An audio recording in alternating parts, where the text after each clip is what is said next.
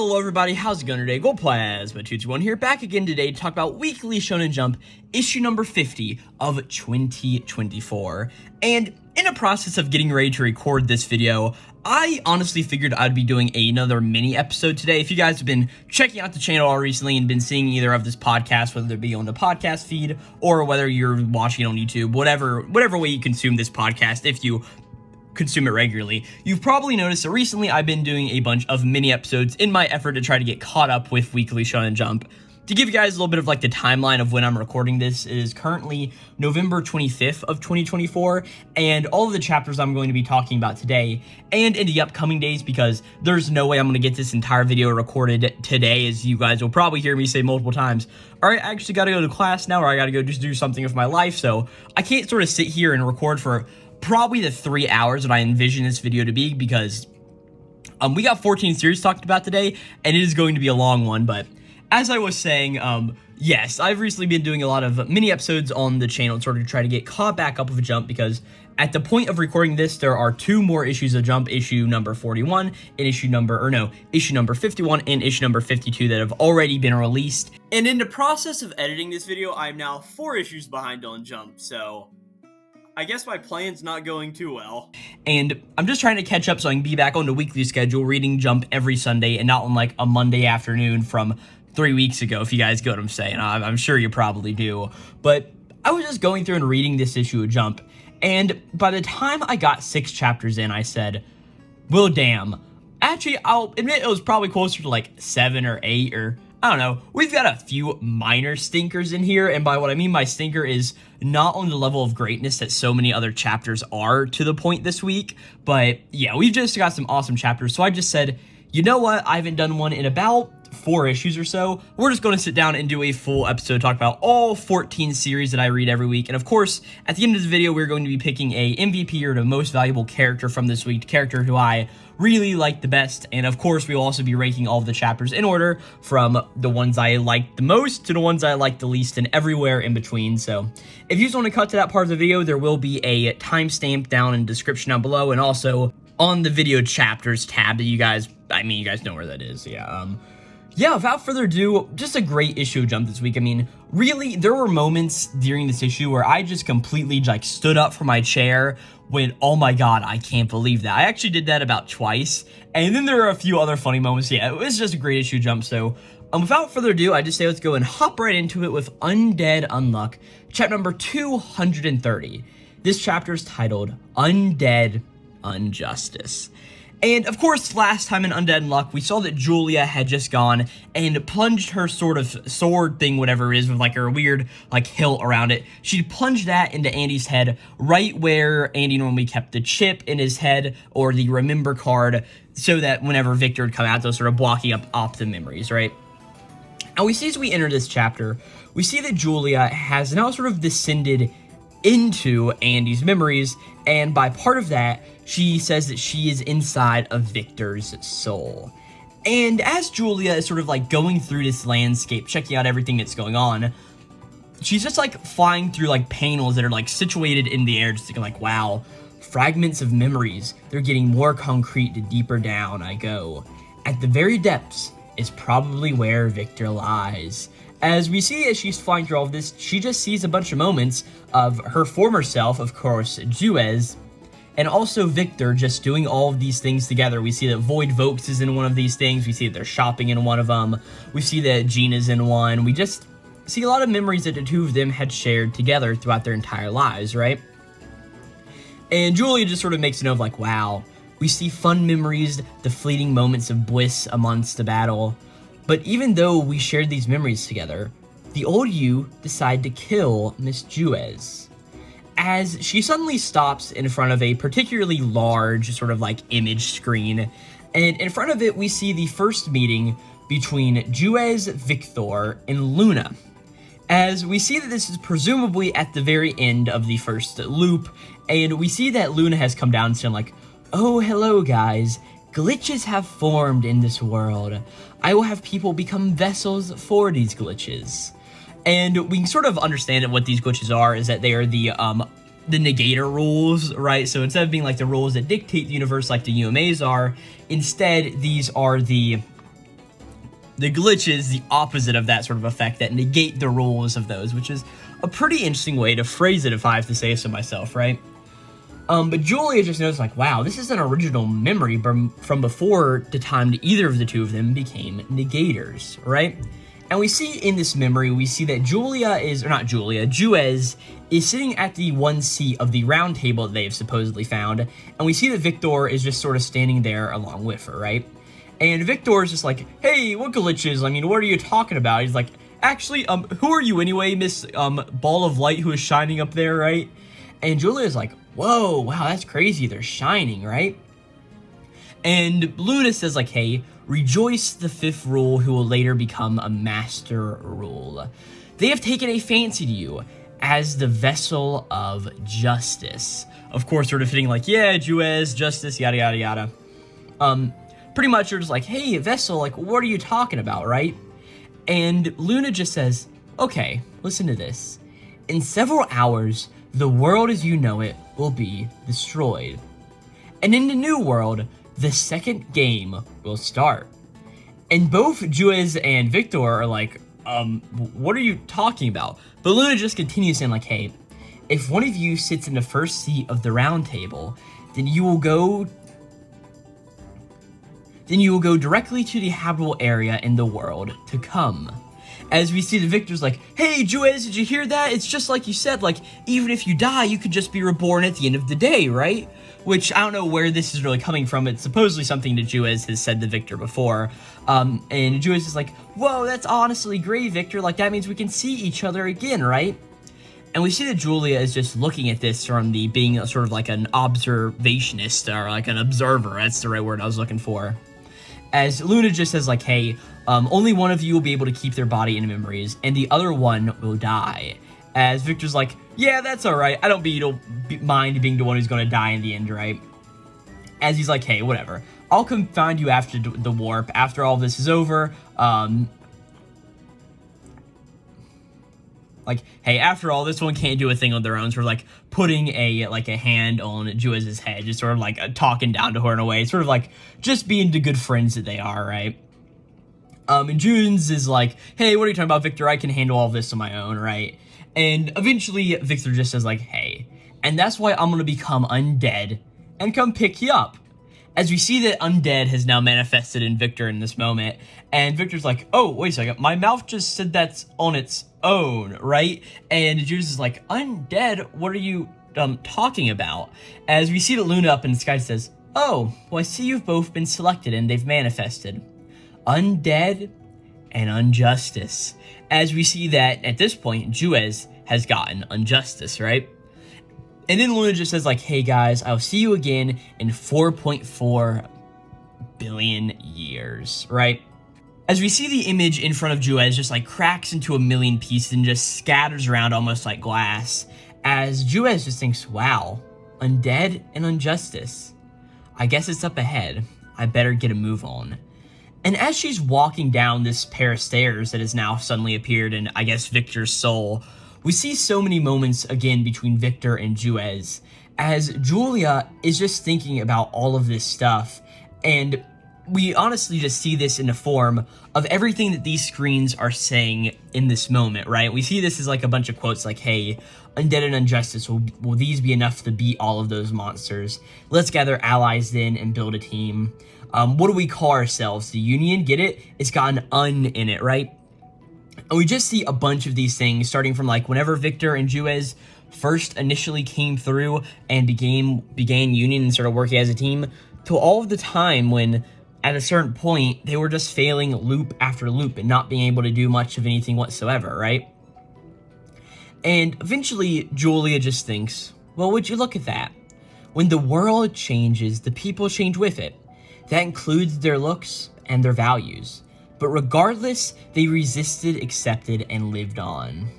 As Julia finally reaches the bottom of the stairs, as she just says like, hey, one fought for his sake, and one fought for her sake. They both fought for the sake of the other. As we see two panels that we've of course seen earlier in the manga, of course of both Victor and Juez.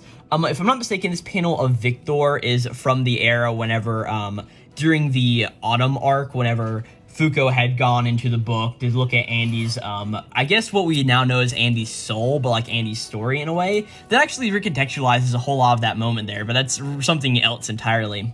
But this is whenever Victor first showed up and like, oh yeah, I'm gonna kill Fuko, and if I kill her before Undead and all of them meet, then that will sort of be that. And also the panel of Juez whenever she went to go fight Winter, and of course, Billy, right? As Julia just says like, hey, you, me, and our allies always help to weave this story together. So let's give it a happy ending, Victor. As she walks up to a boy who is just sort of sitting here on the floor, who is, of course, Victor, sort of just in this realm of darkness around. And Victor just is like, sheesh. I mean, talk about pathetic, right? Like, I said I'd pick you up, not the other way around, you know what I'm saying? Like, hey, so you wound up finding me. Partner? As Julia's like, you're so right. As Victor just says like, alright then, let's hurry. I'm starting to vanish you to death's ability here. As we see that they just clasp hands, and Victor just picks up Julia, and Julia's like, hey, that reminds me, Injustice still hasn't... But Victor just is like, hey, don't worry. Tragedies are all about perspective, don't you know? As we now cut outside of Victor's soul to the ensuing battle going on here, we see that everybody is just fighting their best, and Soul is just overwhelming literally everybody. As we now see that Julia has reformed here after coming out of Victor's soul. And Soul is like, oh, there you are, and just, that gets a little trippy. Coming out of the soul, and then the character's soul, yeah, yada, yada, yada. Soul then just yells like, hey, Injustice! As all of a sudden he just looks like, oh, crap. As he looks up, and he sees the undead's bodies, of course, changing into Victor in this moment, right? As Victor's just like, hey, good job, Julia. If you wouldn't have stopped that attack, I would have finally been able to die. So it's Injustice's fault I get to revive again, eh? I'd say this is a tragedy, wouldn't you? As we see that Soul is like, oh crap, right? As Victor's just like, hey, it's been a while, Soul, and I'm really glad that you were the first master role. Because it's all because of you that we're connected through our souls. As we see that at this point, Injustice has activated, and now Undead Victor is also here with her. As we see that Victor uses what I presume to be one of his Dead Road moves, where he like chops his arm off and like just fires off all of the blood in like a mass like amalgam of like pressure at him. And Victor just says like, hey, it's time to put an end to this, to everything. And Soul is like, oh crap, Undead and Injustice. Oh no. Which is a chapter title, Undead Injustice. So yeah, great chapter of Undead Unluck. I've honestly not been really vibing with Undead Unluck here recently. It's sort of been like, it's been good, but it hasn't been like absolutely amazing. But getting back in a groove of this chapter, seeing Julia go down, seeing all of these memories of Victor, it was just really awesome. And then to see like the whole punneting of like, hey, I'd call that a tragedy, wouldn't you? And then Undead forming around Victor, and then finally coming to like, all right, Injustice is now here also. Soul and all of the Master Rules are massively screwed. Just a really cool moment, all things considered, right? Next up is One Piece chapter number 1133. This chapter is titled Loki in the Underworld. Of course, last chapter we had just gotten introduced to the accursed prince Loki, who is tied to the bottom of the Great World Tree. I forget if we got a name for it last chapter, but either way, it's just the World Tree as we know it right now. Or it may be the Atom Tree. I don't quite remember all my One Piece lore. I'm sorry. But yeah, that's where we pretty much ended off last chapter with Luffy meeting him and learning that, oh yeah, I'm an Elbaf. But of course, One Piece has the cover page story going on. Ogre Child Yamato's Golden Harvest Surrogate Pilgrimage, Volume 18. After that, Sword Thief.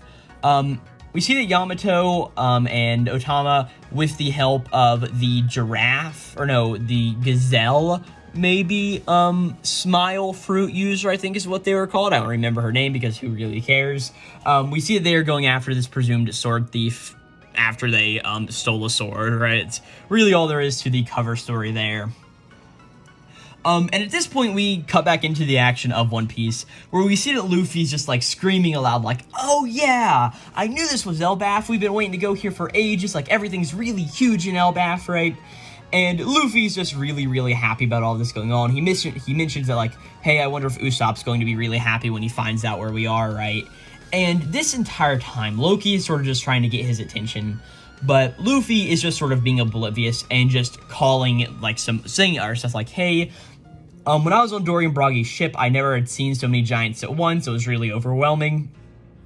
As Loki just, like, keeps trying to ask, like, hey, hey, hey, until he just eventually screams, like, hey, I'm talking to you, right?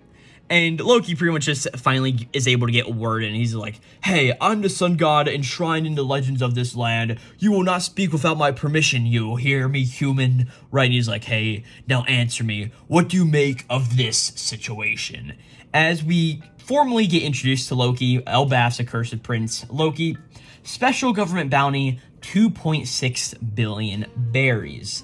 I don't know if you know what a special government bounty is. I mean, we know what, like, a bounty is. And we know that, like, at one point the story, Sanji had that bounty of, oh, look at this. It's only wanted alive, not dead. So, like, that's a little bit interesting. Yeah, I don't know if we know what a special government bounty is, but whatever it is, Loki has one that is decently big, all things considered. Luffy's like, what do I make of this situation? I mean, to me, it looks like you're just chained up, right?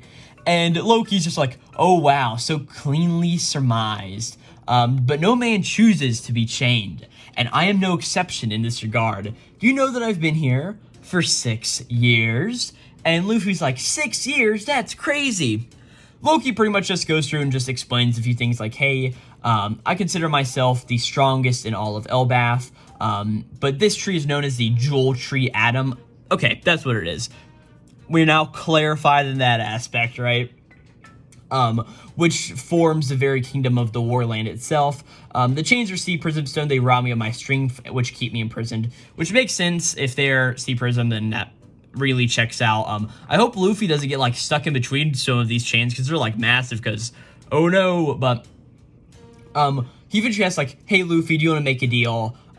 He's like, hey, you're a pirate, aren't you? If you should help me by undoing these chains that bind me, I'll completely eradicate one rival pirate crew of your choosing. What do you say to that? Like, hey, the key should be somewhere in the village above, right?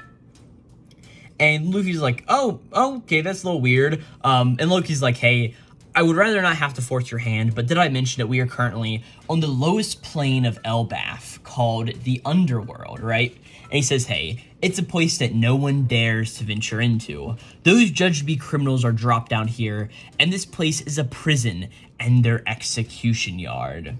Dig into the snow around you, and you'll find bones of giants and man alike.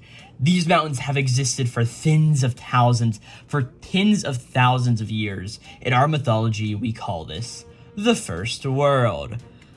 Which is really cool, because it's like, oh, look at that, Norse mythology. Oh, the First World. I'm just really loving what Oda is doing here so far. And I really hope that Elbaf is a nice, long One Piece arc, right? But eventually, Luffy's just like, hey, whatever all this goes, and he's like, hey, I don't know what you brought to these snowy peaks, but that is Loki's like, hey, I don't know what you brought to these snowy peaks, but be wary of all of the wild beasts. The great and deadly sentinel prowls each and every mountain since I was a lad. They've all been fast friends of mine, right? And we also see a little bit of, like, a battalion of some other, like, small guys in, like, cloaks also appearing. Luffy says that this takes him back, of course, probably to the island where he trained with Rayleigh on, because, like, yeah, he tamed all the big animals there, right? And Loki just is like, oh, what are you talking about? Like, if you don't do as I say, they'll not take kindly to it. Those other little ones are humans who chose to do battle at Elbaf. They wear stinking robes that turn away the ravenous beast, but they only delay the inevitable. They are corpses already. These guys aren't very happy to hear all of this stuff going on. And eventually there's like, hey, Loki, we don't want to become unconscious like last time. I mean, around down here, you don't expect to run into red-haired Shanks of all people. Luffy hears this, is like, oh, Shanks? That's crazy. As we see that he runs over to where all the animals are, and he is also completely fast friends with them. And Loki and everybody else is like, what in the world? Just to his Luffy, right? As Luffy just says, like, hey, the Shanks really come here. And Loki's like, oh, well, you know red hair? As he gets a little bit of like a plan in his mind, like, oh, if you mean that coward of a pirate, he certainly did. We see that Luffy then goes into his Snake Man, or no, is that his Tank Man form? Yeah, I think it's his Tank Man Gear 4 form. Goes and just punches out a bunch of the rubble right next to where Loki is. And everybody's like, oh, what's going on? As Loki eventually is like, hey, Luffy, I was only just joking, right? As Luffy just, like, turns out of Gear 4 and just says, like, what are you talking about? Well, don't say that, even as a joke, right? And Loki just says, like, hey, I'm helpless here. I can't even defend myself. And he even thinks, like, hey, if I ever get these giant chains off, I'm going to absolutely kill him, right? But Luffy just says, like, hey, then you better not make me mad. Next time you say something like that, I will embed you deep into that tree, right? And he says, like, hey, and why was Shanks coming here? Why did he come to see you? Like, that couldn't have been why he was here, was it, right? Is he still in Elbaf? And Loki just says, like, hey, you won't be getting all of those answers for absolutely nothing, boy. As we now cut to the giant rope bridge going from Roto's castle up to the second lair of the world tree to the land of Elbaf, right? Where we see all of the other Straw Hats, or at least the other Straw Hats we have with us right now, the original 6, who are all sort of coming and running up this massive bridge. As all this is going on, the bridge starts to shake a lot. Nami's like, what is all this going on? As she turns around and we see that Roto is also running up the bridge, as we see that he is being chased away by Gerd and Goldberg, who are also carrying the Sunny in their arms, right? We pretty much see that, Nami and everybody's like, oh no, what's going on? Where's the Sunny? Where's it going on? Like, this isn't good. Like, hey, we just need to keep on running. Like, sprint for all your worth. We need to get to the Elbaf village that must be up there. If they catch us, we are goners. Because, of course, they don't know that they are part of Harjin's crew, who, of course, is the new giant pirates, as we actually get an explanation on here in a minute in this chapter. But they don't know that they are actually allies besides Roto, so that's why they're running away. So it's like whole thing of like, yeah, just a little bit of a miscommunication here that I'm sure will be sorted out by the end of like a few chapters or so, right? As this point, we cut to another part of the underworld of the Warland, as we see that Haruden and Sanshin, who are respectively the captain of the New Giant Pirates and also the shipwright of the New Giant Pirates, we see that they have felled a massive beast, and pretty much they're just like, hey, how are we going to get this back up to the top so we can feed it to all of the Straw Hats, right? Sansin says, like, hey, we can't use a painter. Those sunstones don't work whenever it's snowing, so a little bit of, like, lore for, like, okay, what is this thing, right? As we see the Harjin's just like, hey, suck it up, man. This meat is for my saviors. As we get a little bit of an explanation like, hey, a Harjin refresher. Back in Dressrosa, Harjin was caught in a wicked plot of Doflamingo, a former warlord, and was nearly forgotten by all of the world. He was rescued by the Straw Hat crew. Now he's one of the 7 captains in the Straw Hat Grand Fleet, right? And we then see that Harjin and Sanstin are picking up this giant beast and carrying it back up, just going like, heave ho, we are the mighty warriors of Elbaf, the new giant pirate crew. And they're just singing this as they're walking up this area, as we pretty much just get a little bit of an introduction, like, hey, these are who the New Giant Pirates are, a pirate crew of 5 younger giants from the generation after Dory and Bragi. Of course, captain of Harjin, cook is Goldberg, doctor is Gerd, shipwright of Sansin, and the navigator is Roto. They definitely need to kick Roto off the crew. At this point, we do one more cut, or no, we actually have 2 more cuts in this chapter. We cut back out to the sea where we see that the giant pirates are sailing towards Elbaf, as we see that Brook has recently given Robin a haircut, right?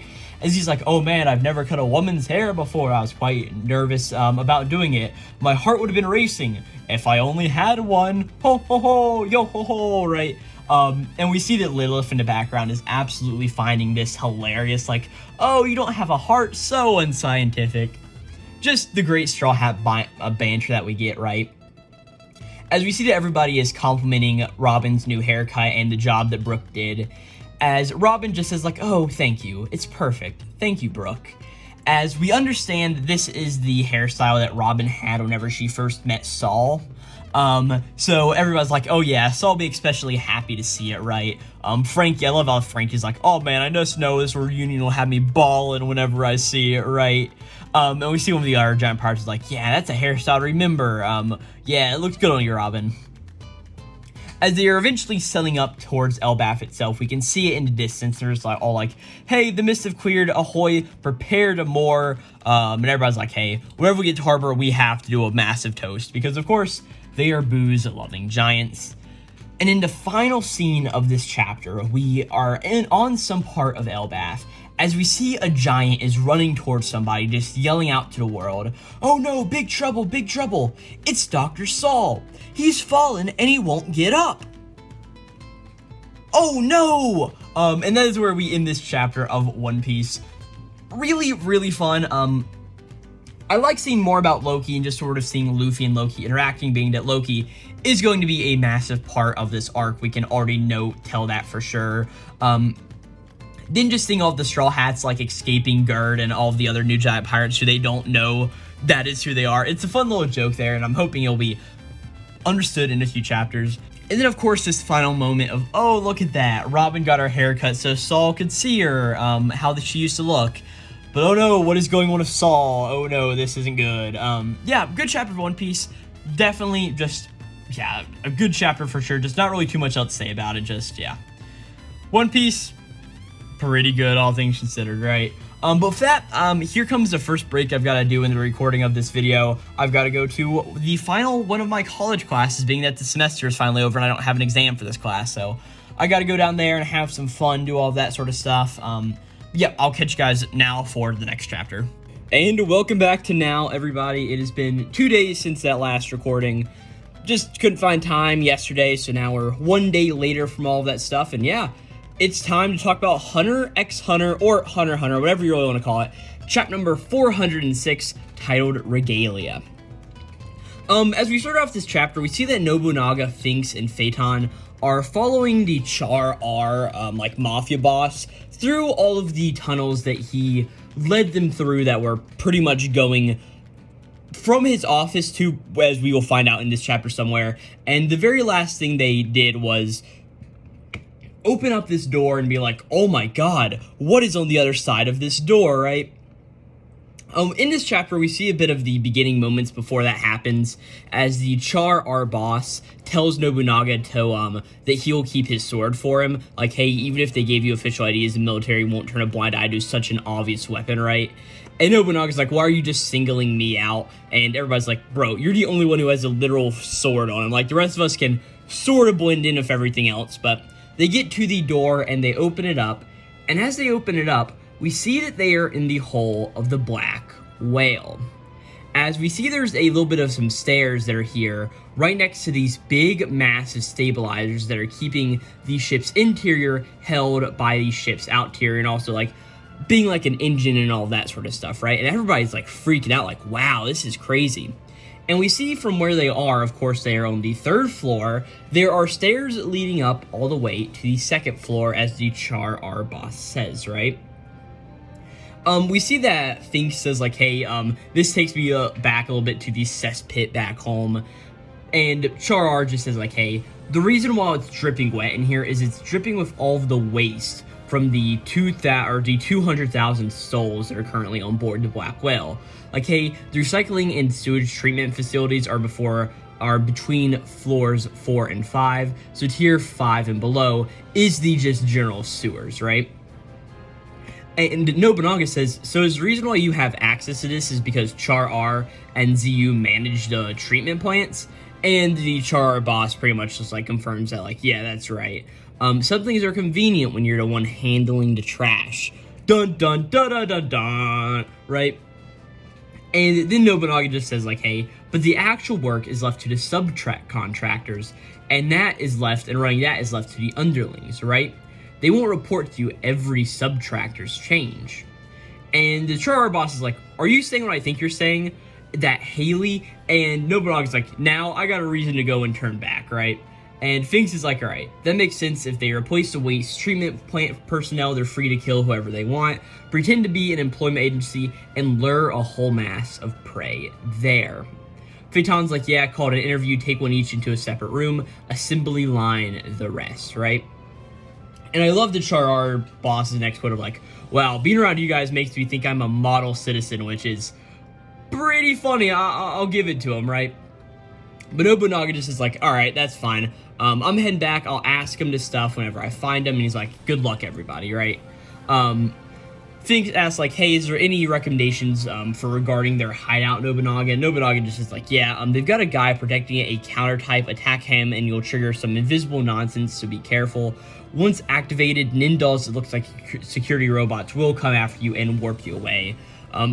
The doors between rooms A and B in the floor plan I gave you is a warp point to tier 3. Finks is like, hey, you should have told us that first, so we can't attack at all. And Phaeton's just like, hey, simply put, we just let them attack first. Legit self-defense should be A-okay.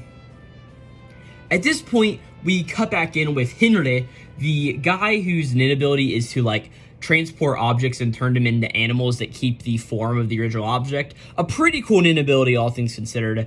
And we see that the oyster that he had as, like, a tracking device finally turns back into a tracking device, knowing that his abilities worn off in the room of the Healy base. And as he's walking around, he's noticed everything's getting really crowded, mainly because of, everybody's here to send off Prince Halkenberg, who has recently died, who's very popular to people. Makes a lot of sense. We see that the Blood IV guy comes up to him, because he's, like, Henry's, like, underboss or something. And he just asks, like, hey, where's Lynch? Lynch is one who can, like, punch people to make all that stuff go on. And pretty much, I'm not going to go through, like, every single little beat here that we find out, but pretty much we see that the IV dude does not know the whole situation with, it was actually somebody else who turned to fake Ahsoka, turned in to her after killing her. They find a body. Pretty much Henry and IV guy just go back and forth, talk about everything that's going on here, and all of the various possibilities that are going on, until eventually both the Henry and IV guy are like, hey, we are going to avenge her death, right? No matter who it was. And from this point, we cut to Chrollo for the rest of the chapter, as we see that he's standing around where the funeral procession for 9th Prince Halkenberg is currently going on, and we see that he's standing there. He is using a bunch of the nin abilities that he has stored in his book to do a bunch of various things, try calling people, and like, hey, the person whose number you've called is not in the area, please try again later or in a different location. The numbers of calls you have left today is blank. Chrollo pretty much thinks like, okay, so not even in this crowd. Come to think of it, it was the same Heaven's Arena. Do I try somewhere else with this number, or do I loosen the restrictions a bit? Should I go to tier 1 where they're in the middle of the succession battle, even if it's riskier? There should be far more people with abilities hiding. The succession battle ritual allows nin beast abilities, and those abilities fight until there's a sole survivor. And used in this succession battle in Kakin's regalia are the 3 sacred treasures I seek. The ritual vase used for the succession battle participants, the seed urn, the divine mummy, overseer of the succession battle, the lotus anchorite, and the sword of ascension given to the next king, the sword of good omens. As we just see some pictures about all of these things, of course, the one that we've definitely seen so far is just the urn, which is what everybody had to put their hand into to get bestowed at nin abilities. Chrollo does the 100 thing of just thinking a whole bunch about all of this stuff. Like, all right, hey, if these 3 treasures are the system used to create powerful and needed for the succession battle, but also to maintain the prosperity of Kakin itself, there must be a focal point, a funeral hall where the treasures are enshrined, which means that it has to be in tier 1. Holy treasures, literally forming the root of Kakin's prosperity, would be guarded more strictly than the king himself. The greatest prize to steal. They would undoubtedly satisfy the conditions required to upgrade skill hunter, right? And he's just talking about all of this like, hey, and that's the power I need to kill Ahsoka for good this time. In order to steal such a rare and powerful ability and put it into the book, I have to achieve stealing a national treasure level item before the activation conditions, right? Pretty much, he needs to steal all of these things to kill Ahsoka, so that's sort of 2 birds with 1 stone. Until eventually he's like, hey, but in this all of the chances going on here. Making the attempt carries greater risk going into tier 1 that increases the chances that I run to Soka before completing my fight. But that's not a problem right now. The next best option is already in place. The spiders will go on, even if I may die. That is what is worthy of all, my design of the spiders. As we get this really weird page on page 16 of just Chrollo drawn in a seriously interesting way. Tagashi, yeah, you do this stuff, right? And then we see that Chrollo uses the phone again, like, hey, the person whose number you've called has been found, but is out of Nin range. Please change your coordinates and try again. The number of calls you have left today is blank. As we see that now, Chrollo's like, all right, he's upstairs, as I thought. As we see the funeral procession of 9th Prince Halkenberg is currently going on in this moment. Good chapter of Hunter x Hunter. Chrollo stuff's pretty cool, and then I really like all the Phantom Truth stuff we've been getting recently, but not really too much else this chapter I really want to note on besides for that. Good chapter, though, like, totally enjoyable. And with that, next up is Kagurabachi, chapter number 57. This chapter is titled Collapse. We actually get the chapter title of this chapter like a bit halfway through the chapter. By that, I mean like 1/3 of the way through the chapter, but I digress. This is a very good chapter. I have a full video up on this chapter on the channel, so you can go check out that video. It was already put up by the time you are watching this, or if you're watching this on the podcast platform, go to YouTube at Glowplasma and find my Kagurabachi chapter number 57 review. It's up there, but I will just quickly go over the events of this chapter if you don't feel like watching that video. Pretty much what ends up happening is, after, of course, we just saw that Samurai got the Toby Mune Enchanted Blade back, we see that he's just going through, and he wrecked up a whole bunch of stuff, and everybody's like, oh my gosh, what just happened? This amount of destruction is impossible. We see the Boulder Hat guy, one of the actual Hishaku members who's in this situation, use a teleportation ability to just get away in this moment. And at this point, we have a little bit of a wrap-up at the Senkutsuji Temple, as we see that Samura is just going around and talking with everybody. Orua and Hakari finally make it back up from outside the Senkutsuji Temple. And as everything goes on, we learn that there's been one major casualty, Ryo Fura, who's 22 years old. We learned about this guy about 3 chapters ago, and he immediately got killed.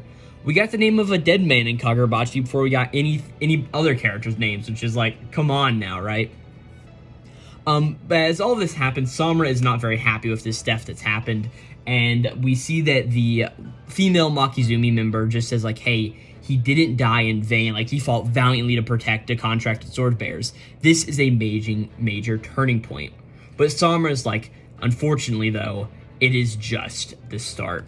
We then cut back over to Chihiro and Hirohiko as we see what they are sort of going on with and how they are progressing through their conversation.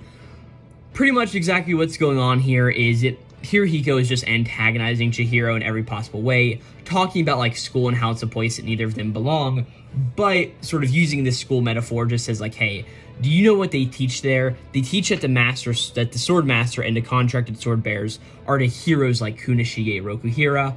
The sword master led the other 5 sword bearers into protecting the people with like, the great power of all of the enchanted blades, and their wonderful achievements led to peace in this country. We see that Chihiro is just listening to all of this that is being said and just says like, yeah, that's the education I got too. Until eventually Hirohiko just is like, hey, you know, we witnessed the Shinichi's power at the Rakuzachi, didn't we? Or no, he just is like, you saw it, I did not see it, right? And Chihiro's like, yeah, you're right, that's a power that maybe isn't the best thing, as he remembers like his father would always clam up about the enchanted blades. And he thinks like, yeah, what if it wasn't the Shinichi itself that was out of control, but the sword master? And what if father was hiding something way more crucial than anything we've seen before?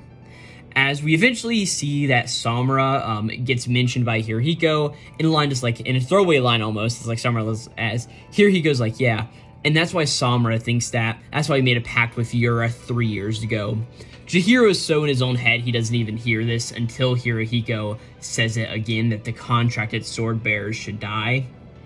And at this point, we see that Hirohiko is using their paper sorcery, their origami powers of some kind, and they have brought over the Kumeyori Enchanted Blade to this area of the this theater where Hirohiko and Chihiro currently are. And Hirohiko drops into Kumayori into the ground. And in a moment, grabs her arm with her teeth, and throws it at Chihiro, and suddenly goes and bites the enchanted blade's hilt, pulls it up, their sorcery disappears, and they use the Kumayori enchanted blade. As Chihiro's like, wait a second, this isn't good, as we understand that this means that Aruha is most likely dead. Probably due to Samura. That's at least what I think in my review, but go check out my review. But yeah, very good chapter of Kagurabachi, for absolutely sure. But yeah, with that, not really too much else to say about that chapter. I've got an entire about 22-minute video up on the channel, so just go check that one out. The next one's going to be a little bit of a shorter one also, as we talk about Kill Blue, chapter number 77. This chapter actually starts off with a color page. We have a yellow background, and we see Norin in a maid outfit with a bowl of ramen on the cover of it. And this chapter is titled, Make Me a Themed Cafe, Maggots. Pretty much as we'll learn, there is a school festival going on in the realm of Kill Blue. And as this goes on, we see that the Home Ec Club every year does a food stall sort of thing. And while we see that, of course, our main character, Ogami, is thinking about all of this, he bumps into the president of the unicorns here at high school now. We then cut over to see Principal Oka, who is like, oh yeah, our position is that we are still going to claim it more Mitsuoka through a challenge, but we're not doing anything while this festival students are so excited about goes on. You all should try to enjoy it too. Right? As we pretty much understand that, like, hey, there's not really any stakes on Norin in this sort of competition, but there are stakes, as we eventually figured out going to the Home Ec Club. They really want to do a food stall, and their rivals are actually the Maid and Butler study club. And we see that they are just like a very big group of people, and we just understand that nobody wants to lose to them, and we understand this rivalry that's sort of coming on here. Until eventually, there's just some banter between each of the factions, both Home Ec Club and the Maid and Butler Study Cafe group. Until eventually, everybody's like, hey, we are going to beat you guys no matter what. I mean, we've got Norin Mitsuoka on our side, says the Home Ec Club. And then we see that the Maid and Butler Club says, like, oh yes, we also have some new recruits.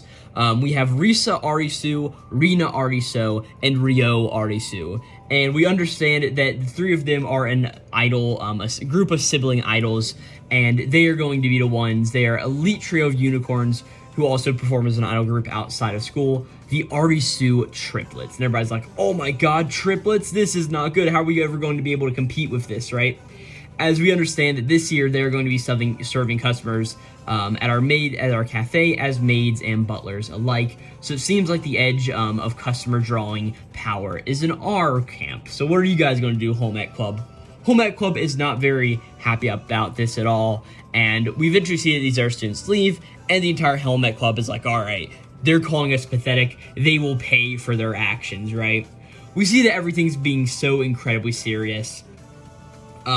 And what I think is the best joke of the chapter, referring back to last chapter, everybody's like, all right, Ogami's concept proposal has been unanimously approved. We dress as Furikore, which is the magical girl anime that Otagami got so into last chapter.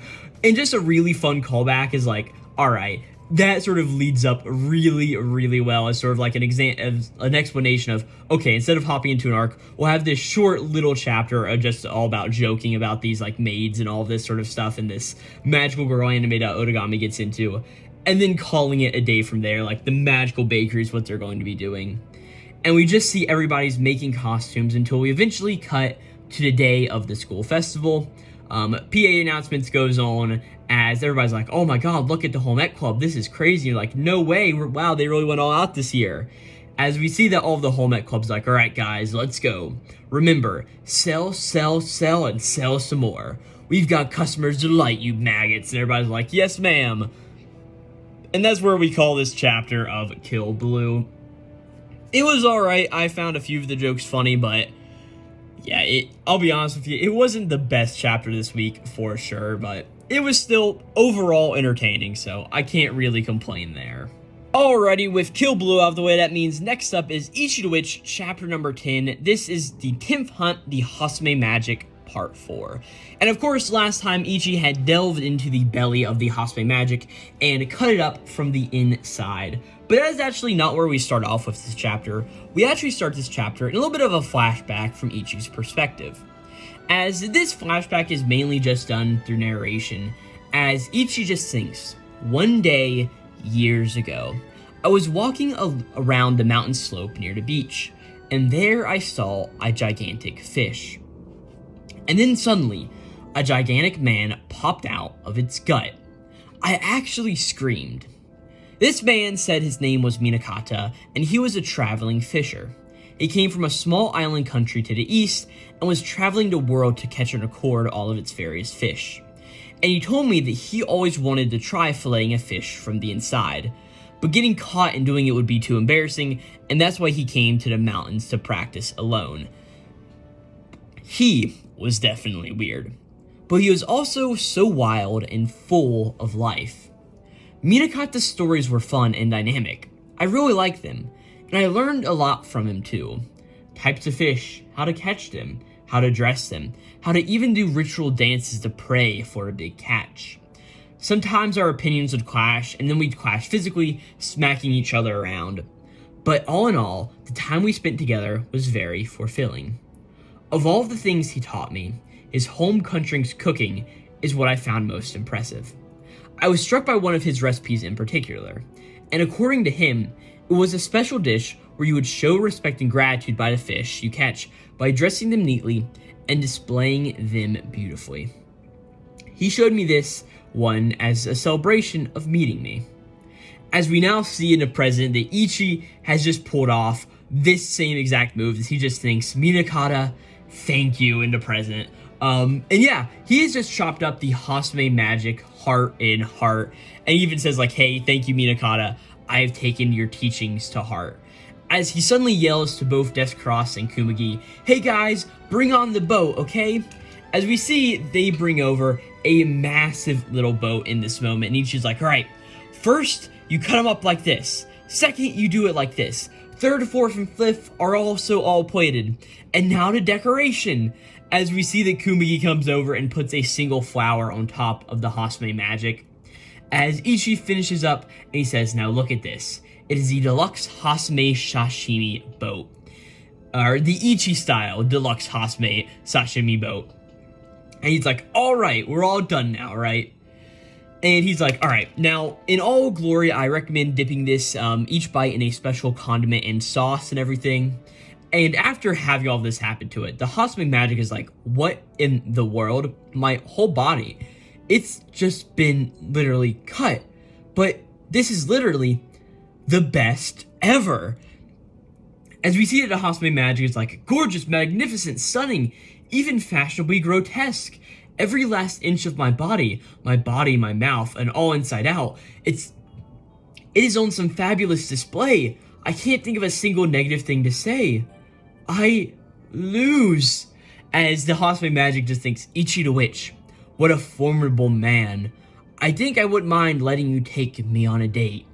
As we see the Hasume magic falls to the ground and gets turned into one of the crystal jewels that the magics turn into after their challenge has been beaten, right?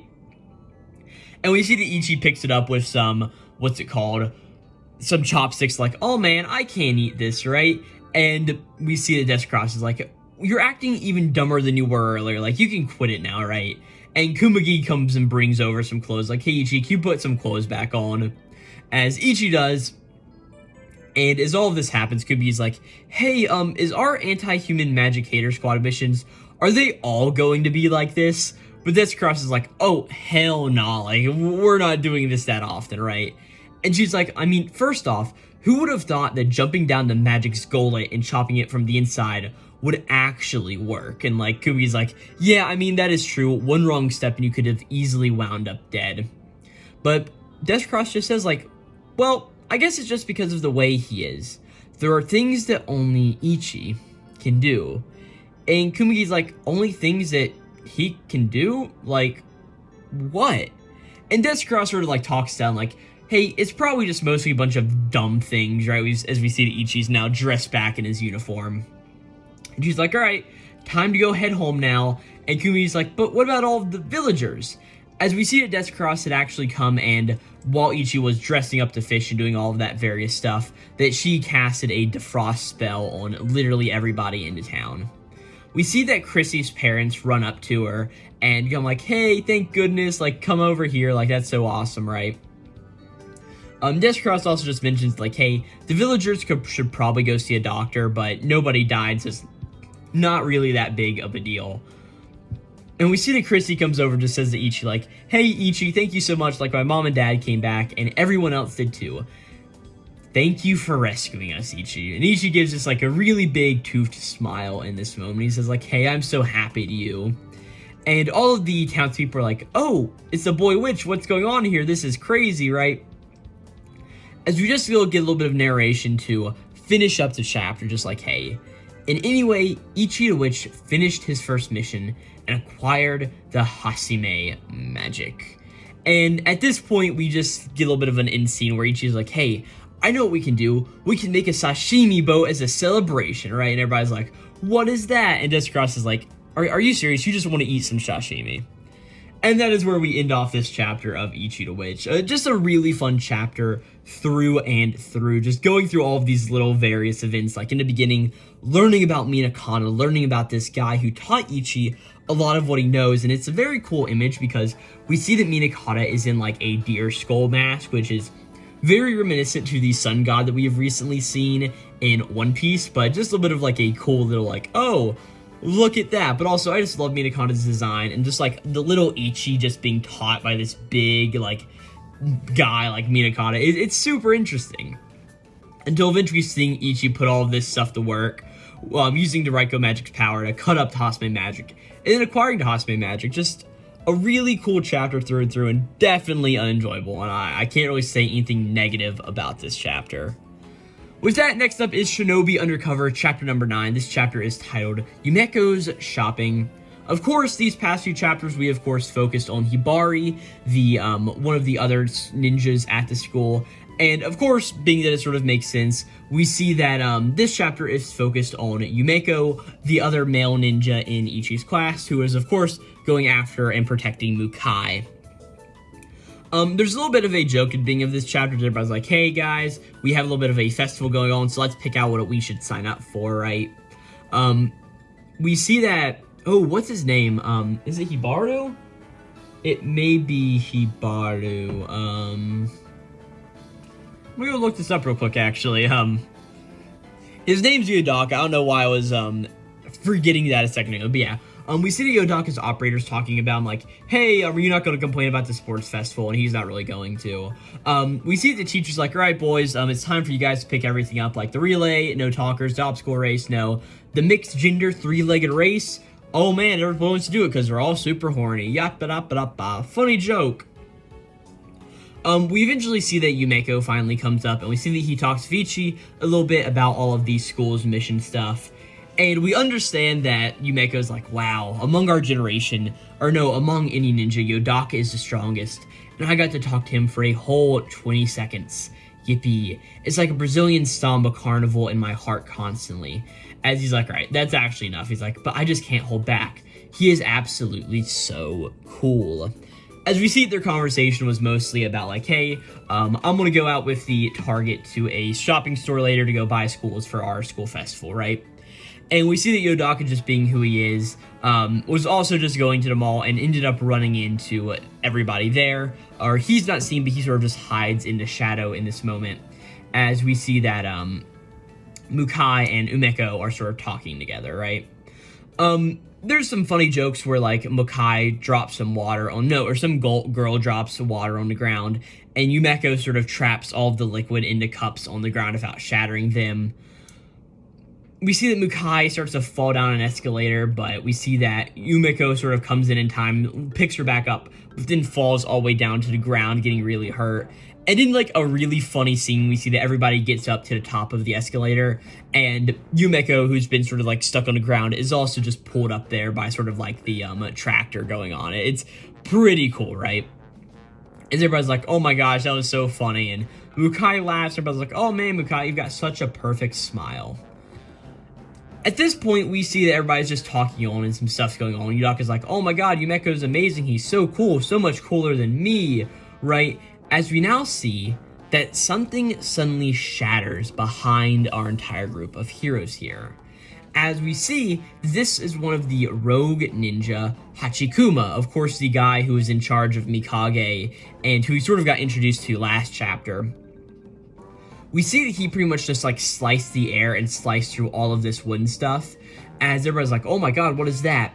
Yumeko tells everybody like, hey guys, get out of here, as we now see that it's Umeko against this guy Hachikuma, and Hachikuma's like, oh man, I wish the whole tobacco tax could be my salary, and Umeko's like, oh my god, when did he get here? And we see that Hachikuma just moves his arm a little bit, and shatters so much in this area. As Umeko's like, oh my god, he destroyed the concrete pillars? This is crazy. And Hachikuma just walks up like, hey, don't worry about me, kid, a job's a job. It doesn't matter how many people die, it's not really my problem. And we see that Odaka's like, oh my god, there's an enemy here. As we see that Mukai comes up, says like, oh, I thought you were here, Nozuki, right? As she says like, hey, what are you doing here? And Yudaka's like, oh no, Oi came over to me. And that is where we end off this chapter of Shinobi Undercover.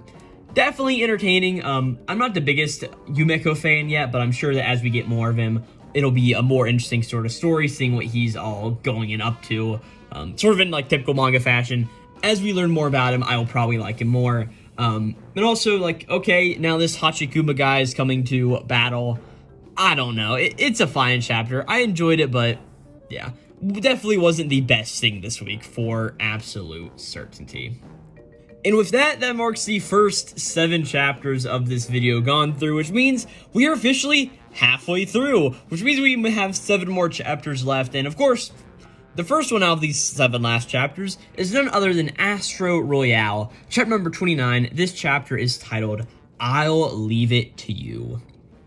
Of course, now Hibaru and Himuro are finally facing off, and we see that Himuro takes one of the pills that we saw both of the other 2 characters, of course, Harumi Poseidon, and then the other one who isn't really that important. Both of them took these pills earlier, and Hibaru's like, oh my god, a pill? Why is Himuro taking this pill, right?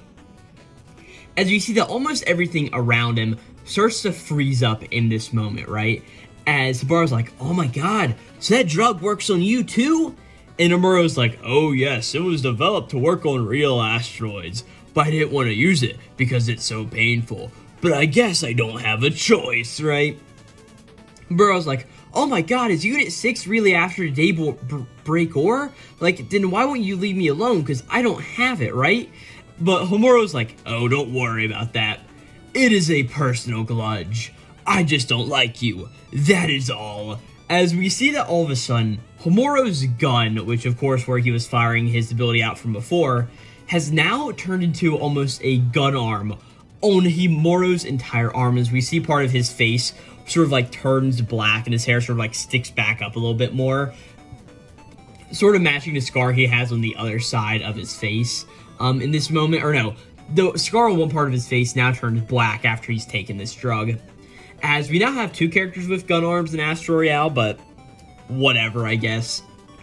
But Hibaru's like, oh my god, you jerk, right? As we see that Himuro just goes, how about this then? Socrates Cannon, of course.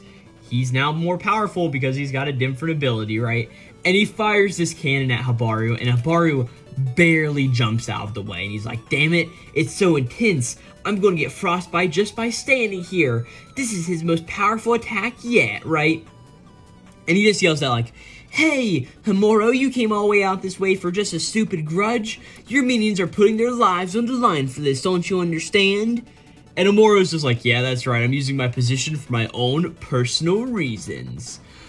Pretty much the 2 of them just go back and forth, and Hibaru's like, hey, wouldn't you say that in front of them too, right? And Himuro's like, hey, eradicating the Yotsurugi family would be a benefit for the greater good. And Hibaru's just like, hey, if taking the drug is a burden for you, isn't it even harder for an artificial asteroid? And Himuro, being like the typical evil guy, says like, oh, they don't care if they die, as long as it's in the name of justice. And Hibaru's like, wait, they're going to die? And he's like, so right now. And he runs up with, of course, his fist and just completely punches the ice that Himuro has built up in front of him as a shield. And Hibaru's like, hey, you don't value other people's lives at all, do you? And Himuro's just like, hey, they chose that path themselves. As we see that he just goes over and flings Hibaru to the side, just tries to fire an arcane blast at him, but Hibaru disappears in a moment as we see that he's sort of like flanked around Himuro in a circle. And he's like, hey, you owe them after all. They followed you, didn't they? Just going in, and he punches the daylight straight out of Himuro. As Hibaru's like, hey, Himuro, don't treat light with the respect it deserves. And Himuro's just like, oh boy, you've got the eyes of a hypocrite, just like your old man. As we see, suddenly alarm goes off on Himuro's phone. He's like, alright, time's up then. As he fires a blast of ice towards Hibaru, and in this moment, we see that he just runs off, and he runs towards the fuel storage area, of course, where Kinpa and Rary currently are. We see that Kinpa is trying her best to try to freeze Rary out of the ice that she's been stuck in, and she's like, alright, most of it has melted, and I'm almost there. She's like, Rary, please hear me, right? But we see that Himuro comes on in, and he's like, oh man, good thing I made it just in time before she melted. Great job, Furakuri brat. As we see that he goes in, and he fires one of his Socrates cannons at Kinpa. And Kinpa's like, oh my god, what is this? Crap, just when I'd seen a light at the end of the tunnel. But we see that Hibaru comes in right in time and blocks the ice from coming in Kinpa's way. And we see that at this moment, he just starts to get frozen in place as Kinpa's like, hey, Hibaru, right? And we see that Himuro's like, oh, I get it. So saving others is just a part of who you are, huh? Well, talk about ridiculous. Why would I want a weakling like her to survive? What the hell? And Kinpa's like, what the hell are you doing, idiot, right? And Hibaru's like, hey, I'm sorry, but my body just moved on its own, right? And Kinpa's like, geez, you're always like this, I swear, right? And we see that he's just like, yeah, alright, Kinpa, I'll leave it to you now, right? As he finally just freezes all the way up, but before he can do that, he sticks his hand out for Kinpa to come by and pretty much just like smack his hand like a, yeah, let's do this sort of move. And we see that Hibaru gets completely frozen over, and Kinpa's like, oh man, how dare you freeze with a grin like that on your face? Just leave it to me. And that is where we end off this chapter of Astro Royale. Pretty fun, but if I have to say one thing, in this moment, we see that Hibaru's expression gets frozen. But whenever they were frozen by Himuro's ice last time, literally, all that happened was all the characters were able to talk through the ice and communicate with each other. But now Hibaru is actually frozen, so I'm like a little confused by like what the message of his power is here. Did like the air girl like trap air so they could talk while they were frozen in the ice? Like, it really doesn't make any sort of sense whatsoever, but I mean, whatever. I mean, yeah, I'm just happy to see Kinpa do some cool stuff, and hopefully next time she beats the absolute living crap out of Himuro, because that would be really, really cool. And with that, next up is Hima-Ten, chapter number 18. This chapter is titled, Preparing for the School Camping Trip.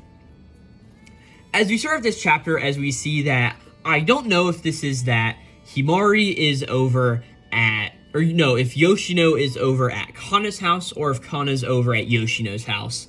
But we see that either way, Kana's like, oh my god, all of the second years are going on a school camping trip next week? I can't believe that, right?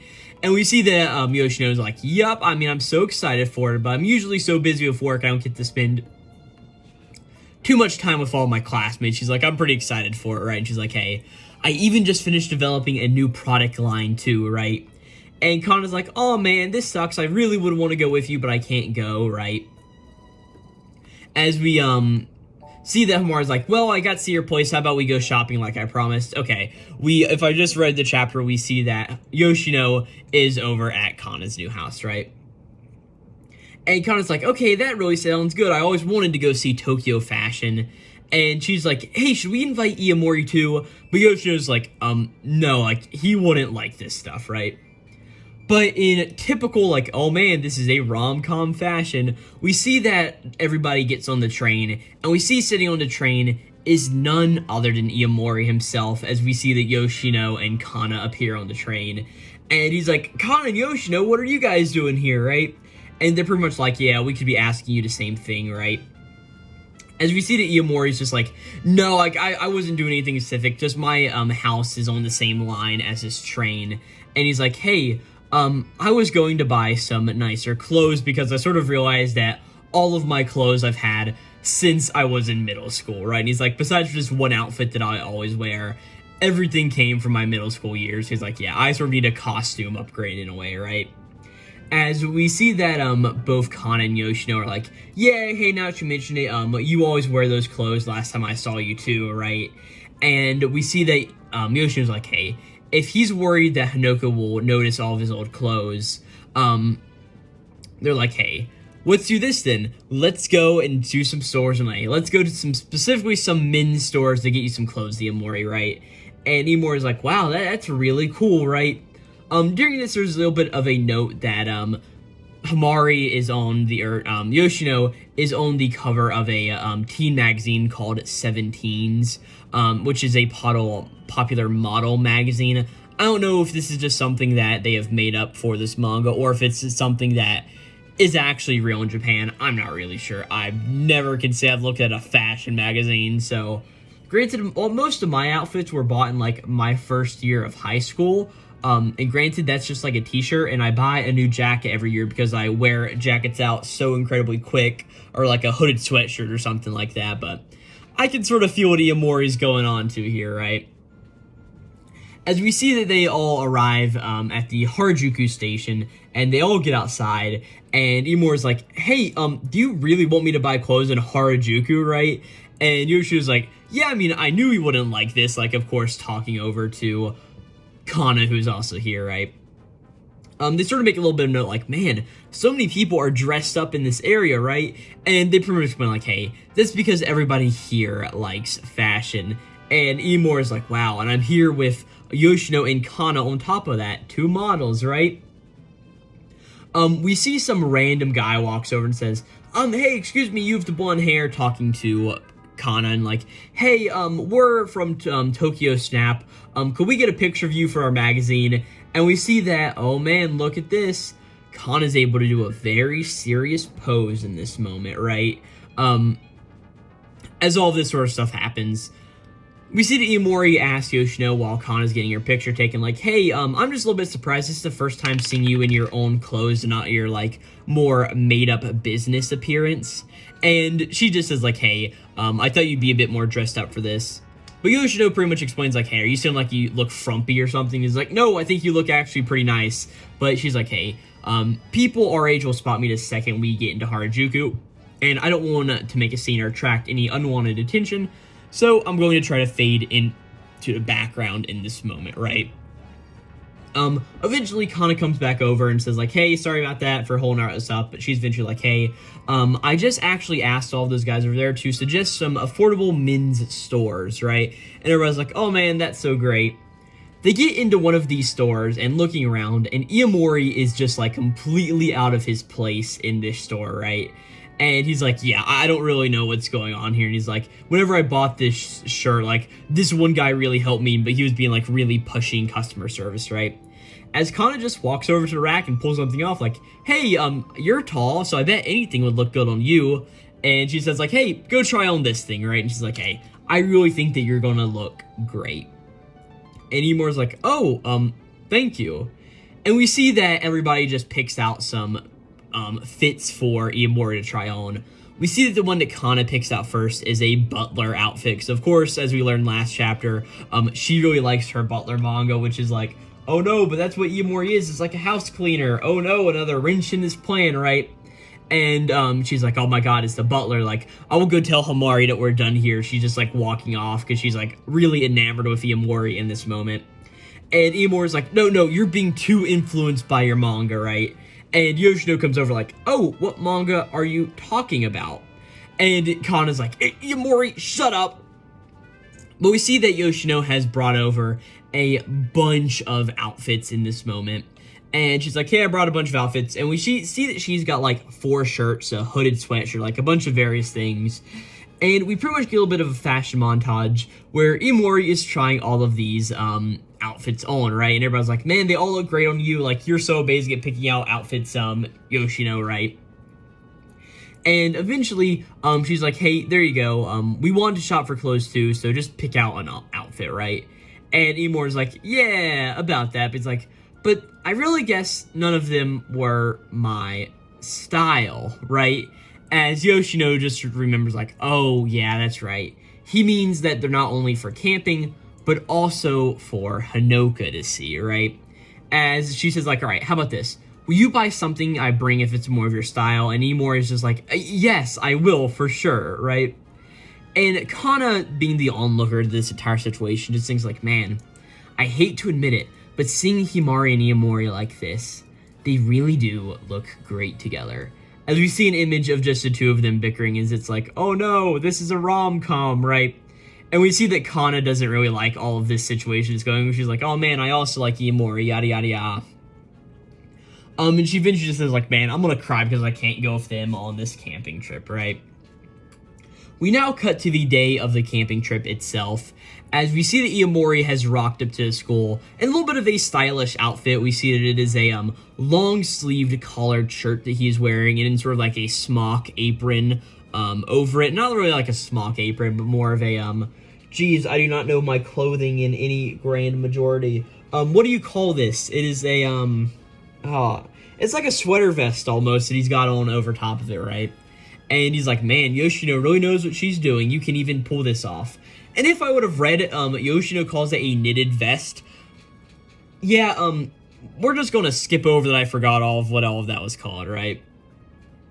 But we then just see, we then just go and see that Iomori is like, man, this should be really fun. Kanai and I are the class reps, which means we're also on the action committee for the trip. Like, we get to spend a lot of time together is pretty much what he's saying, like, hey, we'll get to make all sorts of memories, right?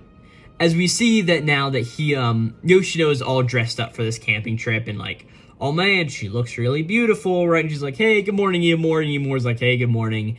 And then we see that Hanoka comes over like, hey, good morning. And he's like, oh, hey, you're looking good today. And Kanai just says, oh, you're also looking very stylish, Iomori, right? And yada, yada, yada, yada. Oh, she called him looking stylish. Good chapter of Hima-Ten, all things considered. And I really did like a little bit of like the whole fashion montage and getting Iomori a new outfit. Just really, really cool, all things considered. And eventually, yeah, he looks good for Hanoka in the end. I like it. Good chapter of Hima-Ten, all things considered. Not really all things considered. Just a good chapter of Hima-Ten. I don't know what else there is to say about that. Next up is Ultimate Exorcist Kiyoshi, chapter number 20. This chapter is titled The Great Demon Lord's Descent. And we get a color page at the beginning of this chapter, as we see that it has Mr. Sasaki on it, Kiyoshi, and we also see that Akari, Nehan, and Jack Joe all make an appearance on this color page, right? Pretty simple color page, but it's pretty much everybody who's part of the Gates of Hell restaurant Exorcist branch. Of course, last time we saw that the summoning circle had been drawn by, or no, actually 2 chapters ago at this point, we saw that the Student Exorcist Club had drawn the summoning circle on the ground, and we saw at the very end of last chapter that they had summoned the Great Demon Lord with it. And at the beginning of this chapter, we see that it comes down, steps on the ground, and says, okay, so you're Kiyoshi Harai. At this point, we do a little bit of a cut back to the past where we see that everybody's like, oh my god, like, Kiyoshi's like, this is actually a real Exorcist summoning circle, like, no doubt about it, like, that sigil and all of the letters are used are all of, like, the real deal, like, what is going on here? But he's like, hey, that particular sigil formation is one I've actually never seen before, right? As we see that the Exorcist girl, Oka, who has done all of this, sort of like says, all right, guys, it's now time. Like, I'm excited. I'm getting to chills. Like, behold, Kiyoshi Harai, come ye who rules over the demon realm, the anniversary of the light who travels through the darkness, the great demon lord who is the root of all fear. I offer up. We see that Kiyoshi uses some of his moves to go and save all of the members of the Exorcist Brigade, and he's like, hey, I managed to save those 3. But he does not stop the summoning in time, as we see that the summoning circle finally comes off, and the being comes down and steps on the ground, coming from the sky above. As we get formally introduced to this demon lord, the great demon lord, Astro Royale. And we see this guy is, he's got this crown that floats above his head, he's got this cape, he's got a massive broadsword, and also a skull of an animal on his shoulder, as like an armor shoulder piece, right? And Nihon and Jack Joe are like, oh my god, who is that demon? Like, he almost looks kind of human. And Kiyoshi's like, hey, Nihon, Jack Joe, get those three away from here, please. And he's like, hey, that ominous crown, his aura, there's no mistaking it. He is the great demon lord.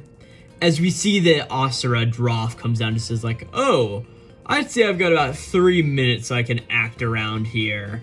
And everybody's like, the great demon lord, and Kyoshi's like, hey, don't worry, I'll protect you. He gives a little bit of smile to Nihon and Jack Joe as they've got all of the kids on their backs and are running away. As Kiyoshi just looks over and says, okay, so that is the great demon lord. Compared to everyone I've fought so far, he is on a totally different level. And he's like, hey, if I don't stop him here and now, Naraku City will be destroyed. Plus, if I can exercise him, there's a chance we might be able to restore the stores that were sacrificed to summon him here. But he just thinks like, hey, but can I really exercise the great demon lord himself before he returns to the demon realm? As we see that Nihon finally gets everybody out of here like, hey, you've got this, we'll be waiting for you at the Gates of Hell restaurant, and we'll hit the public bath afterwards, right? And Kyoshi's like, Nihon, Jack Joe. It's like, hey, that's right. This isn't a matter on whether I can do it or not. I am going to do it because I am an exorcist. And it's like, all right, guys, leave it to me. I'll protect everybody. It's like, all right, I'm going to finish this in one go. He uses a bunch of his various moves, uses an Apollo strike, followed by an Artemis and an Icarus, all in this moment, just completely destroying the Great Demon Lord, it looks like, just using all of these moves. And eventually, he uses an Hades move, as they appear out of the store, out of the city, into a forest as like, hey, we can go all out here, right? Kiyoshi finally goes along and then just also uses a Hecton Sherry's move at the same time and punches Asura Roth straight through the chest, right? But really, this hasn't done much to the Great Demon Lord, as we see that Kiyoshi is getting ready to use another move, a Lux Gladys. He forms this sword in his arms and swings it down the Great Demon Lord. The Demon Lord just says, oh, this is pretty nice. This has truly exceeded my expectations. And he holds up his giant broadsword. The two of them clash in this moment, and a massive shockwave is of course formed by this. As Asura Roth just says, oh, look at this. I am glad I came. As he causes some like mini darkness bombs to appear around Kiyoshi, and they just explode in his face. And we see that both of them are a little bit wounded. I mean, blood is coming out of Asura Roth's mouth, and also Kiyoshi looks very scarred up in this moment. And Asura Roth just says, oh, I forget how long it's been. This is getting fun, Kiyoshi Harai. And that is where we end this chapter of Ultimate Exorcist Kiyoshi. A really good chapter for sure. I really enjoyed just seeing this moment of like, hey, Kiyoshi is pulling out all of the stops that he possibly can. And granted, it's a very quick read and definitely a very quick like review in this moment for the matter of like, hey, really the last half of this chapter is literally just like, hey, one move, followed by another, followed by another, followed by, oh crap, he just got punched in the face, followed by another. But either way, it's just a really cool barrage of moves just going back and forth in this moment. But yeah, great chapter for sure, and I really hope Ultimate Exorcist Kiyoshi keeps staying around. I know this definitely seems like one of those moments of like, oh my god, like, this definitely feels like, oh no, the Great Demon Lord, if he's going to die here, like, the series could be over very, very soon. But I really hope that Ultimate Exorcist Kiyoshi stays around for a bit longer, because I don't know why, I'm just really, really loving this series through and through, man. It's just so fun. Alrighty, everybody, we are now back. That was the second big break of this recording. Just sort of need to take a moment. My voice is getting a little bit tired, so can't really talk too well on a damaged voice, so I figured, you know what?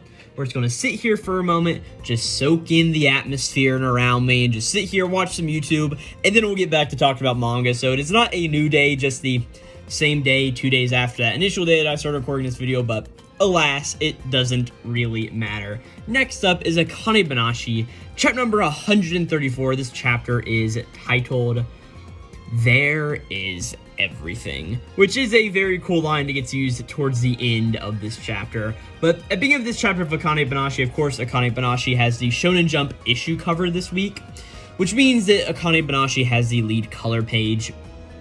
The first sort of like a color page we see is just of Shigema and Iso just sort of getting told by Kyoru Kashiwara, just like, hey guys, come on into the show.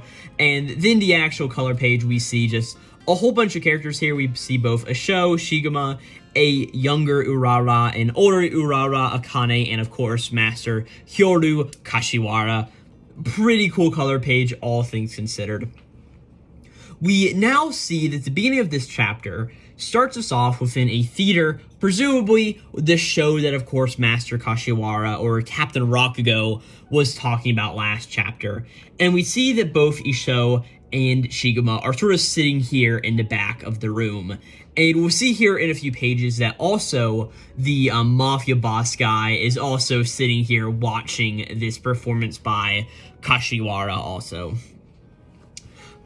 Pretty much we see that this chapter focuses a lot on Isho's perspective, as he's just like, damn it, how did that guy stop the fight? Is he such an idiot? Does he think he's a hero saving us weaklings? Like, screw you, man.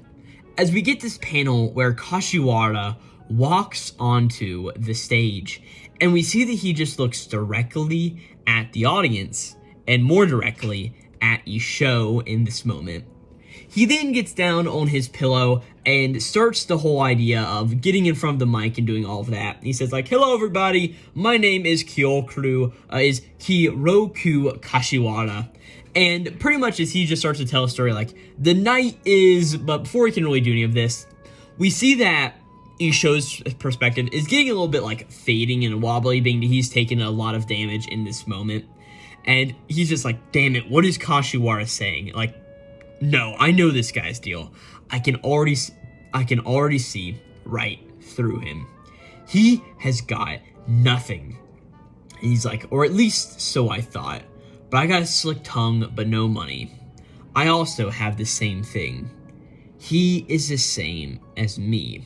And he's like, I thought you didn't have anything either, but I don't know what happened in your past. Is at this point that he looks and sees the mafia boss, and he's like, or the Yakuza boss, like, okay, like, yeah, how does he know this guy? What sort of dealings has he had? But he shows like, hey, but right now, you're just a broke deadbeat and a soda eater. And we see in this story at this point, we see that Kashiwara just goes, now everybody, I'm a soba eater, so I know a little something about what makes good soba. As we see that he just uses his Rakugo fan and sort of like treats it as like a pair of chopsticks, breaking them open and then stirring them into soba and just sort of pulling it up. And Isho just like, wow, these are the same moves that he makes while actually eating soba. As we see that Kashiwara comes up and like slurps down these imaginary noodles and like is like, ooh, these are really good. And the entire audience has this massive round of applause. It's like, oh yeah, good going Kashiwara, really, really cool, right? And in this moment, Isho just looks at this scenario and he just thinks, wow, I thought having nothing was the dead end. But there's nothing here, and yet there is everything. Of course, referring to how Kashiwara is not using a bowl of soba to do his performance, but he is eating a bowl of soba in this moment. And this is a really cool scene, as we see that Kashiwara looks over where Isho is, and Isho just thinks, wow. For an instant, our eyes met, and it felt like all my juvenile naivete was on full display. I was ashamed, humiliated, pitiful even. But I now realized that that day, I had already decided on my course in that single moment. I knew that I would follow him. Now, a really, really short chapter of Akane-banashi, but just an amazing one through and through. As we get this moment with Kashiwara, we get more of like he shows motivation here. Just a really awesome chapter, and I love this moment of like, wow, I thought having nothing was like the end of everything. Like I thought it was a dead end, and yet he has nothing but everything. It's such a really cool moment in this whole thing of like, yeah, we can understand why both Isho and Shigamo would end up following Kashiwara. And it's so interesting because it definitely seems like Isho is more of the one who's like, okay, I want to follow this guy. It's my decision. Like, I'm not making this for any other way. Pretty interesting, all things considered, but I really, really do like it. It's a great build-up to a great payoff. Akane-banashi, very, very good. With that, next up is Blue Box, chapter number 172. This chapter is titled, if I can get the chapter title, What's in Front of You Right Now? This chapter sort of starts off a little bit of narration, just saying like, hey, during the Winter Cup qualifier finals, the top 16 schools advance from the first round and will compete. Pretty much just talking a bunch about a bunch of stuff relating to like, hey, this is how sport tournaments work. But eventually we get this narration from the point of view of Chinatsu, as she just thinks like, hey, and as a third year, I'll be playing in my final tournament, the Winter Cup. As we see that these qualifiers are going on, we see that these are the basketball championship prefecture qualifiers, so of course like going one little qualifier at a time. As we see, they're in this big coliseum somewhere in Japan, and we see that, yeah, everybody just is doing their thing, and we see that MLA High School wins the first game of this championship, as we see that Chinatsu and all of her team win the game after Chinatsu's game-winning shot in this moment. Everybody's like, wow, this is so awesome, good job, right? And we see one of the other MLA players just isn't too happy about this, just looking a little bit down. And Chinatsu just comes over and is like, hey, don't look so down about this. And the girl's just like, hey, but partway through the game, I messed up and... But Chinatsu's like, hey, if you only think about your mistakes, that'll be the only image that gets stuck in your head. Now is the time for you to rise to this challenge. As she's just like, okay, thank you so much, Chinatsu-senpai. Chinatsu then goes over and she sees that Yumeka is also playing on the court and just looking really, really good. As we see that Yumeka sort of gives the eye a little bit to Chinatsu, she like recognizes that they're looking at each other. And she's just like, hey, Yumeka looks like she's in peak form too. Like, I heard she's been busy, she's been staying busy while practicing with college teams and adult leagues. As we just see that Chinatsu's just sort of thinking about all of this and just says like, hey guys, let's go back to school and practice. We see that they get back from the school very, very late, and as she is leaving, she runs into Taiki, who's been waiting outside this entire time. And Taiki's like, hey, congratulations on your first game, Chinatsu, and she's just like, oh, hey, thank you so very much, right? And Taiki's like, hey, honestly, I sort of wanted to congratulate you as soon as you guys got back, but everybody was so practiced on focusing. He says that Nishida-senpai came by to hang out today, that he was so tired from studying that he needed, like, something to get his mind off of the situation, which is totally a Nishida moment, right? And we see that he played a little bit of a game, and he said that Haruto has improved greatly, pretty much since, he last left, right? And as they're talking, we see that Chinatsu leads Taiki down an alley somewhere, and she's like, hey, Taiki, come here, right? And Taiki's like, but there's nothing over here. Like, you trying to lead me into this alley? Like, what are we doing here? As we see that Chinatsu just comes over and gives Taiki a really big hug. And he's like, hey, is everything all right, Chinatsu? You look like you've had a really long day. And she's like, oh, man, I'm so glad that we won, but it was over just before I knew it. And she's like, seriously, if you don't treasure it, time slips away from you in an instant. He's like, man, I'm so scared of this and afraid of this ending. And Taiki's like, hey, then just go out there and win as many games as you can. But for now, just focus on what's in front of you, right? And there's a little bit of a joke where like, oh, hey, language is sure tricky, like things of like, for now, focus on right now. Like, yeah, I sort of get the joke going on here. But Taiki's like, hey, I need to get the message across somehow, right? And eventually Chinatsu's like, hey, thank you very much, like, hey, thank goodness I have you to help me out in this moment. And Taiki's like, hey, I feel the exact same way. As they just stare into each other's eyes, and Chinatsu's like, hey, Taiki, I love you. And Taiki's like, hey, I love you too. And it looks like as they're going to get ready to lean in for a kiss, Chinatsu's like, nope, I knew it, I can't right now. Just not right now. Like, I won't be able to focus on all my games and everything else if we do it, right? So the two of them end up heading home, and they get to Taiki's house. But of course, being that, like, they can't be seen coming back from home together, we see that Taiki stays outside for a few minutes as Chinatsu goes inside. And as she walks in, we see that she just walks in, and we see it a few minutes later, or presumably just an indefinite amount of time later, we see that Taiki walks into the house, and he sees that Chinatsu is just standing at the door entrance the entire time. He's like, hey, senpai, what are you standing around for? As we see that Taiki's mom just says, oh, hey, Taiki, you're back. Come and say hello. And Taiki's like, oh, is someone here today? As he looks inside, and we see that it is none other than Chinatsu senpai's father who is here. Dun, dun, dun, dun, dun, dun. There were two moments in manga this week where I had to, like, get up out of my chair as I was reading these chapters and go somewhere else and just think about these moments that happened. And one of them was here on this page turn, coming in to Blue Box on this reveal of, oh my god, this is crazy. We've got this really nice moment between both Taiki and Chinatsu. The two of them are just hanging out, living their best life, being all lovey-dovey with each other. And this moment now of Chinatsu's father coming here, it's heavy, man. I don't know what's going to happen next chapter.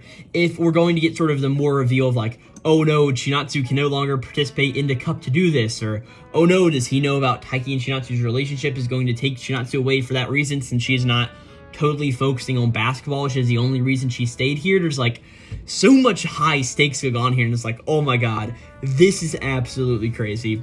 Great chapter of Blue Box, and yeah, the suspense to read next issue is really hitting because I need to know what is going on with Chinatsu's father in this moment. It's a massive moment for absolutely sure.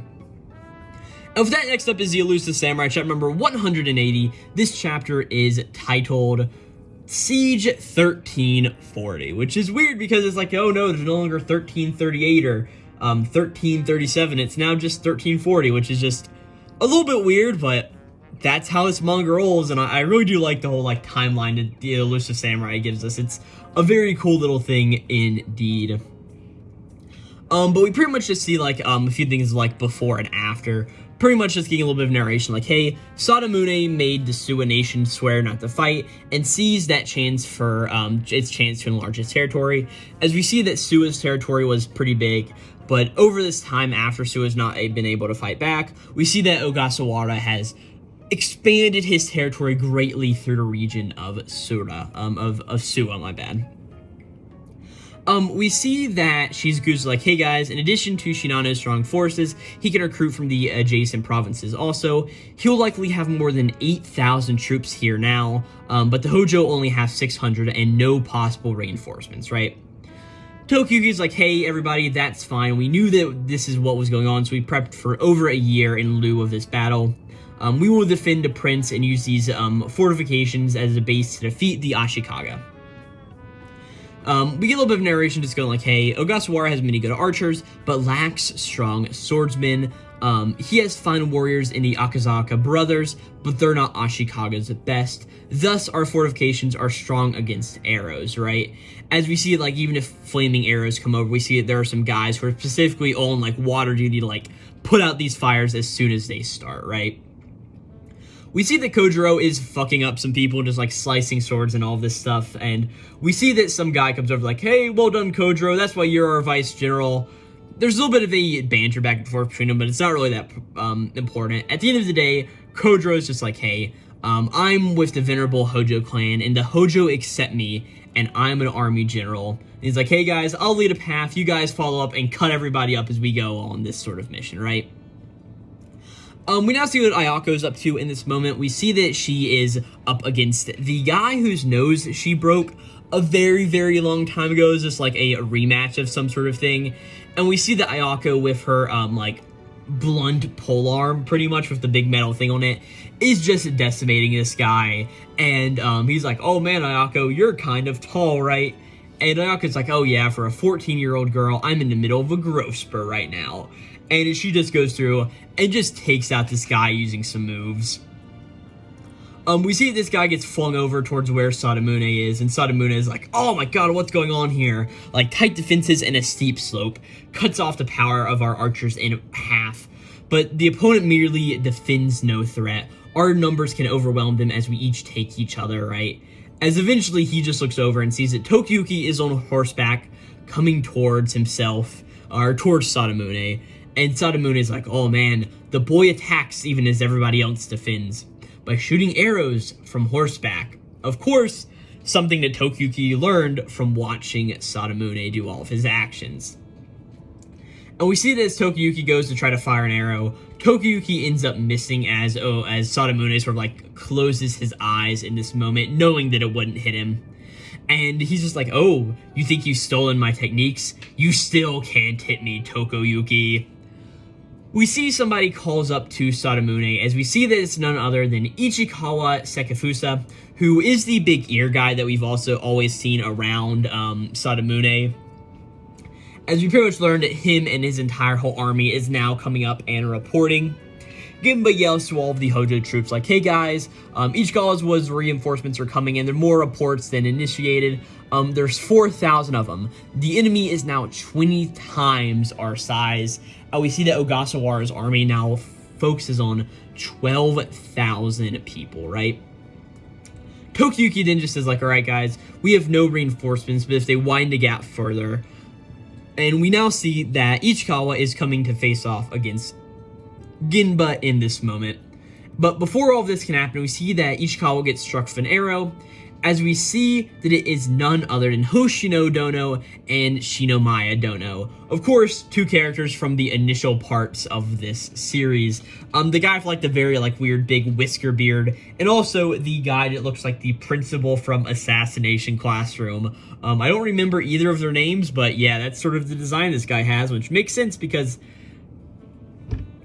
yeah, Matsui has written a good amount of popular series, right? But Tokiyuki's just like, oh my gosh, what are you guys doing here? And I think the one who is Hoshino, which is the guy with the sort of whiskers, just says like, hey, after fighting earlier, we lost our territory and we became Ronin, but the hand of God reached down to us. As we see that, of course, Yoritsugu, who is the child of everybody, just pretty much told him like, hey guys, Hoshina, I'm sure you're familiar with Takato. After trying to take to a grand shrine, it fell to ruin, but it's Fujiwara Maorimi's former domain. I entrust this land to you. Hojo Tokiyuki's fortifications are nearby. I vowed that Suo's main force would not fight, so I'm simply granting the land to Ronin. So what you do next is your decision. Showing Chikafusa being sort of like a little bit of, not Chikafusa, Yoritsugu being a little bit of like a cunning battle leader, just 10 years old, right? As we see that Hoshina-san's just like, hey, Myojin-sama is wise and has nothing to do with this. We're just here to help some old friends. Meet the Hoshina party. As we see that everybody's just running in. We see that Yuki's son, the other bald, blood-headed murder guy, is also here in, of course, Hoshina's party. And we see that, like, the onion-looking guy and the square-head-looking guy. Everybody is here, so it looks like it's going to be a pretty fun reunion of a battle going to all parts of early Elusive Samurai to wrap up Sadamune's arc. I really like this, for sure. And with that, we are now on the final chapter of the week, as we get to Witch Watch chapter number 178. This chapter is titled, The Troubles Kuran Shirani Only Knows. As we see that in the beginning of this chapter, we see that Morito is going through a bunch of old picture boxes in his family's dojo underneath the house, right? And as he's going through all these photos, he pulls out a photo and he's like, hey, wait a second, what is this? Hey, that sort of looks like my dad when he was younger. Then who are they? As we see, of course, Morito's father is standing here, and we see four other people all standing around him, right? Morito sort of recognizes and says like, oh, that sort of actually looks like Miss Ibuki. Wow, it looks like she's in, her early 20s? Which means that this photo would probably be about, 20 years old or so, but man, that's actually super crazy. He's like, wow, I didn't think that Dad and, Miss Ibuki knew themselves for that long. And who is that there? They look like they're still a kid.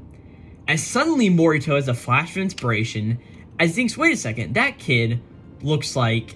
And doing some sort of like mental math in his head, he suddenly realizes, oh, this guy looks like none other than their homeroom teacher currently, Kun Shiorani, which is a little bit of a cool thing. Or, let me just get this name right, Shinra Nui, or Shinra Nui, that's what this guy's name is, Kun Shinra Nui.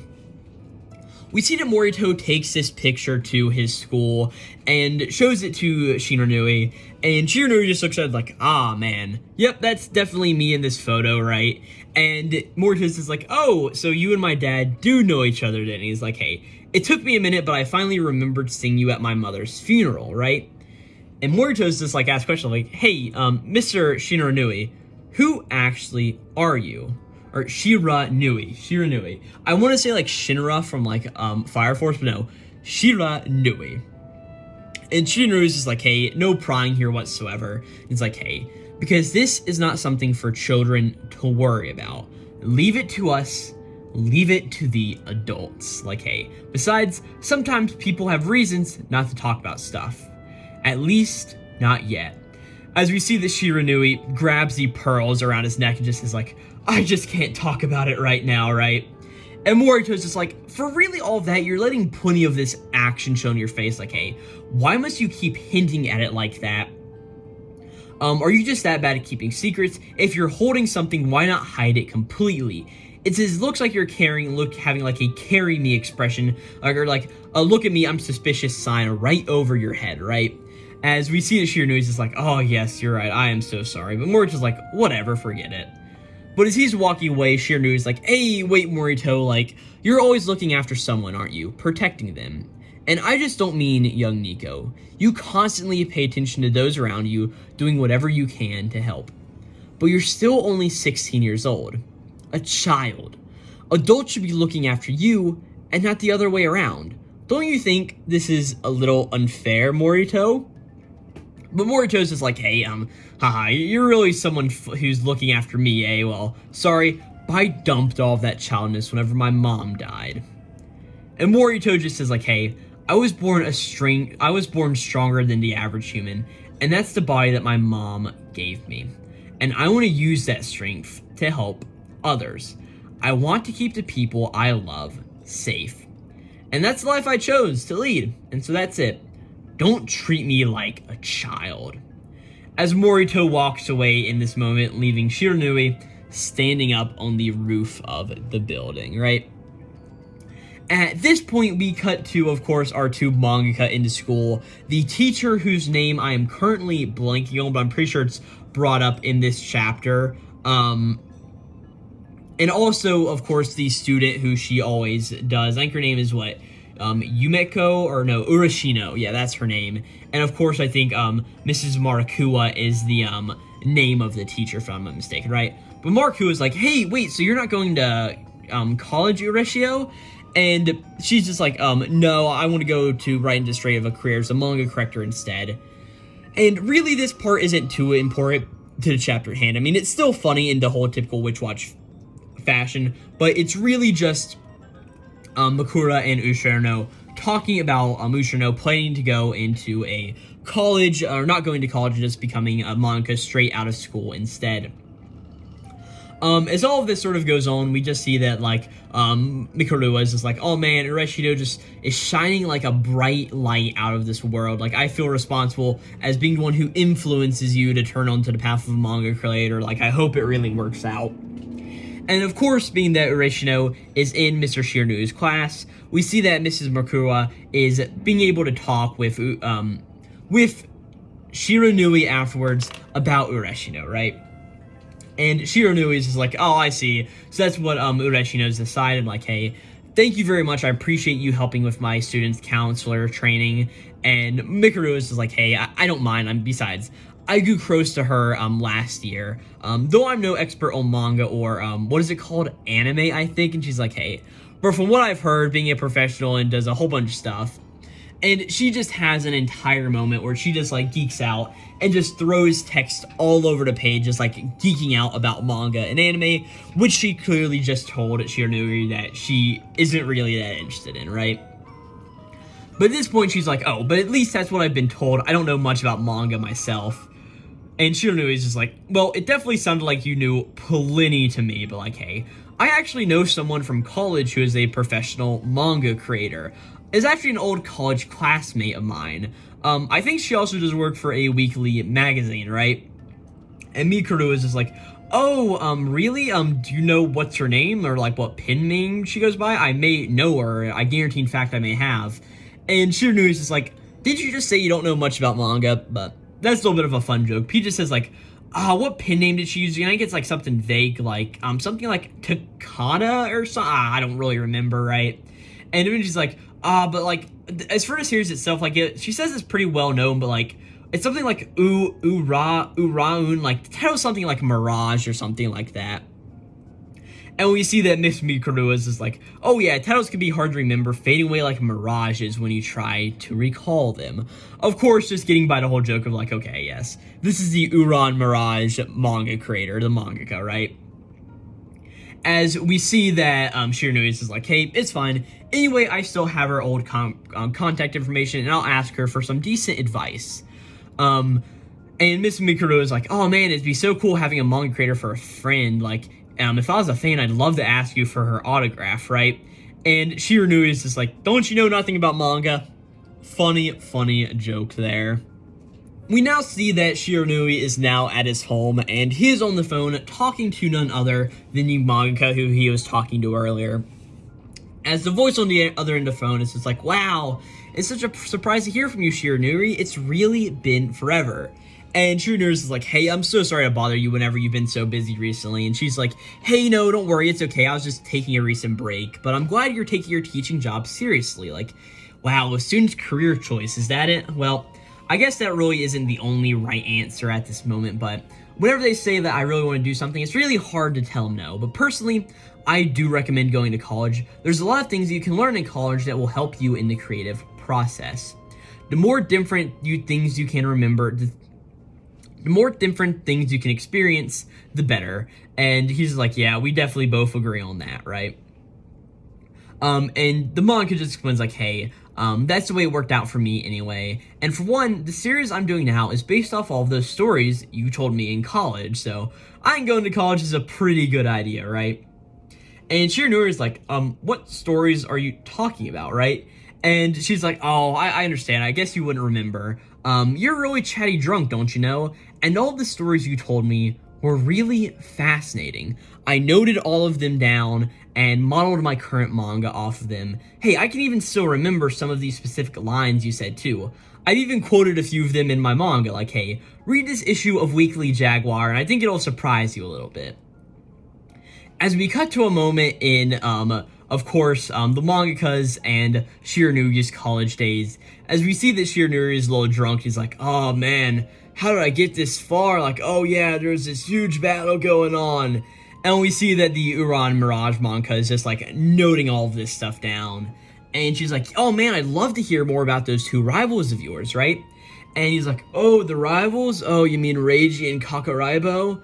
Yeah, Kakaraibo's got a ton of issues around the whole thing. Like, the two of them actually act like they hate each other's guts, but when it comes down to it, they trust each other completely. They won't hesitate to fight back when it's all time to go on the line. And she's like, oh man, that's so cool, I really like it. And, of course, Reiji is Morito's father, Reiji Otogi, which is, like, a pretty cool thing there. Like, oh, look at that, talking about the character we sort of know, right?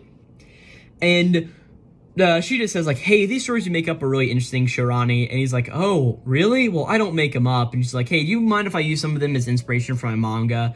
And he's like, yeah, sure, whatever. Like, what kind of manga are you going to draw? And she just says, like, hey, well, what I'm thinking about is writing a story that doesn't spell everything out. I'll have to do this sort of, like, obscure, opaque feel to it, and I'll build a proper world and storyline, of course, but I'll deliberately leave it vague enough for readers to have enough room to speculate, right? And Shirani's is like, man, there's no way that would ever actually sell, right? And we see that she's like, hey, well, you actually never know until you try. And we see now in the present timeline that he has actually gone out and bought the manga.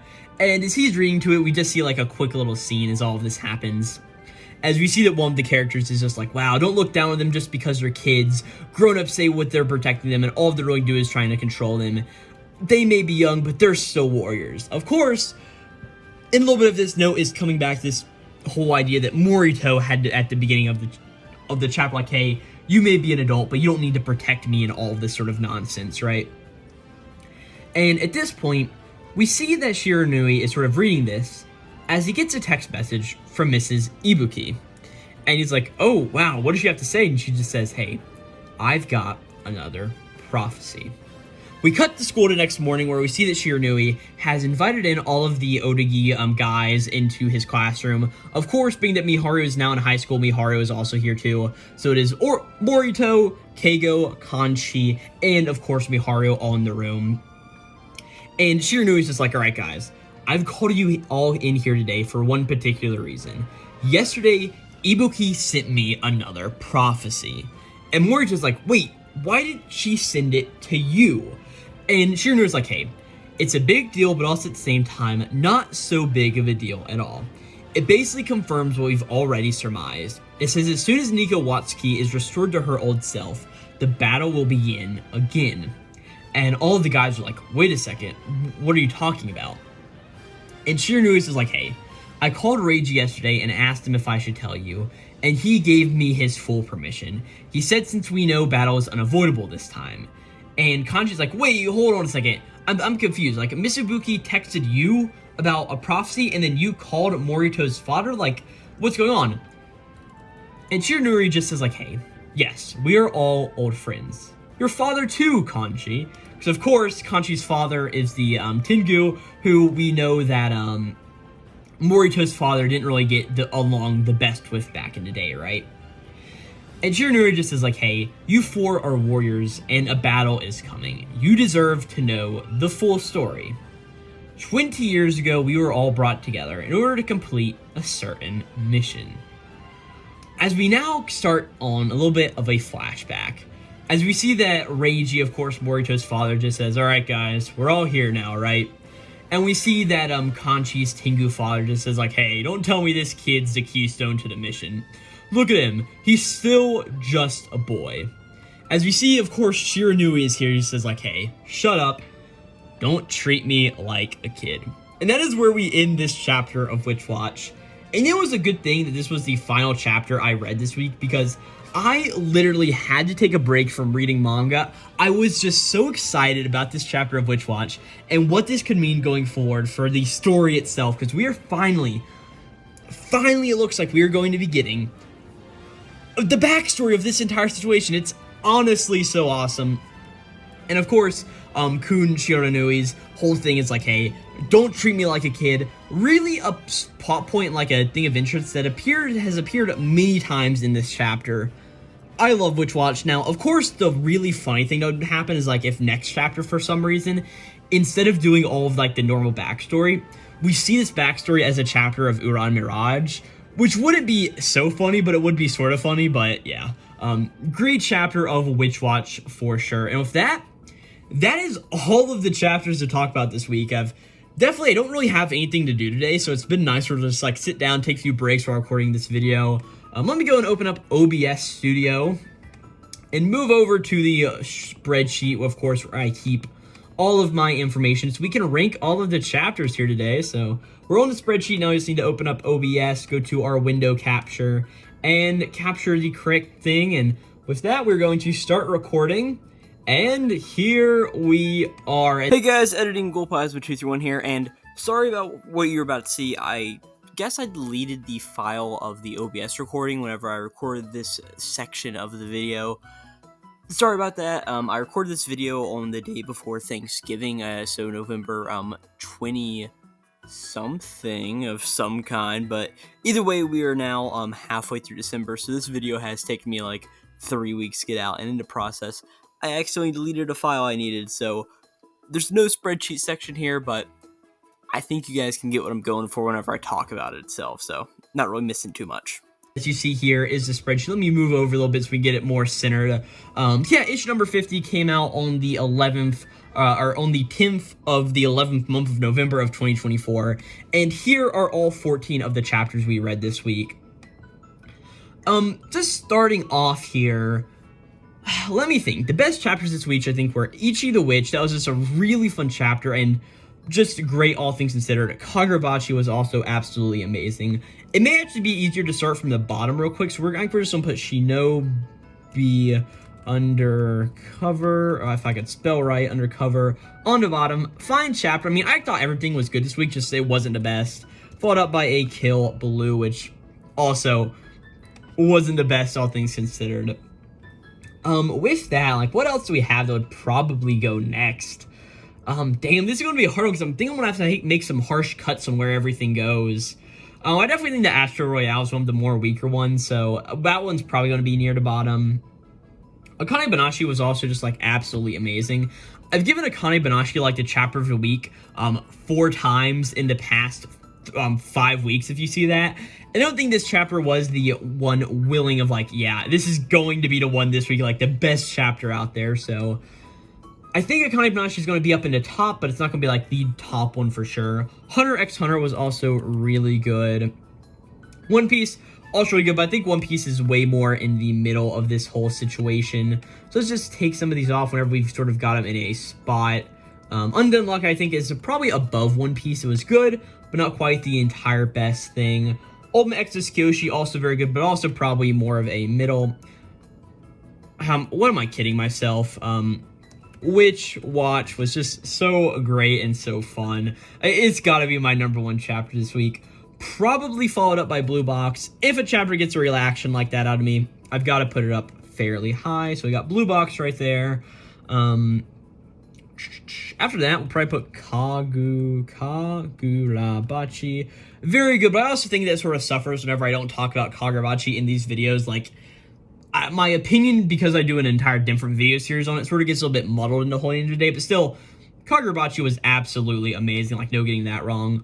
Probably Ichi, or if I could spell right, Ichi the Witch is probably next, going into, I think, Hunter x Hunter. Yeah, I think I give it to Hunter x Hunter next. Hunter x Hunter. It's just a great, really fun chapter. Into Undead Unluck. Akane-banashi. Just like, damn, just a stacked week, all things considered. We'll put Ulti Exro Kiyoshi up next in our great chapter there. Leaving us with, I think, One Piece as the next one. Probably followed by a Hima-Ten, which leaves us 2 more, I think, Elusive Samurai and Astro Royale. And I definitely think I enjoyed Elusive Samurai a bit more. So if I can spell E-L-U-S-I-V Sam. Oh, it's on the same line. Let me actually get this right. Oh my gosh, if I could spell Samurai. I promise you guys, I am not this bad at doing this spreadsheet until I'm recording it, and I'm just stuck at it for some reason. I don't know, it's just how that works sometimes. Astro Royale. So there we go, there's all of those characters. And as far as the character for the week, I think I have to give it to the guy from Ichi the Witch. What was his name? Minakata. Minakata. So really cool characters for just seeing the influence they've had on Ichi. So that's going to go from Ichi the Witch. And yeah, that's a spreadsheet here. Again, we've got Witch Watch, Blue Box, Kagurabachi, Ichi the Witch, Hunter x Hunter, Undead Unluck, Akane-banashi, Ultimate Exorcist, Kiyoshi, One Piece, let me spell that right, P-I-E, One Piece, Hima-Ten, Elusive Samurai, Astro Royale, Kill Blue, and Shinobi Undercover.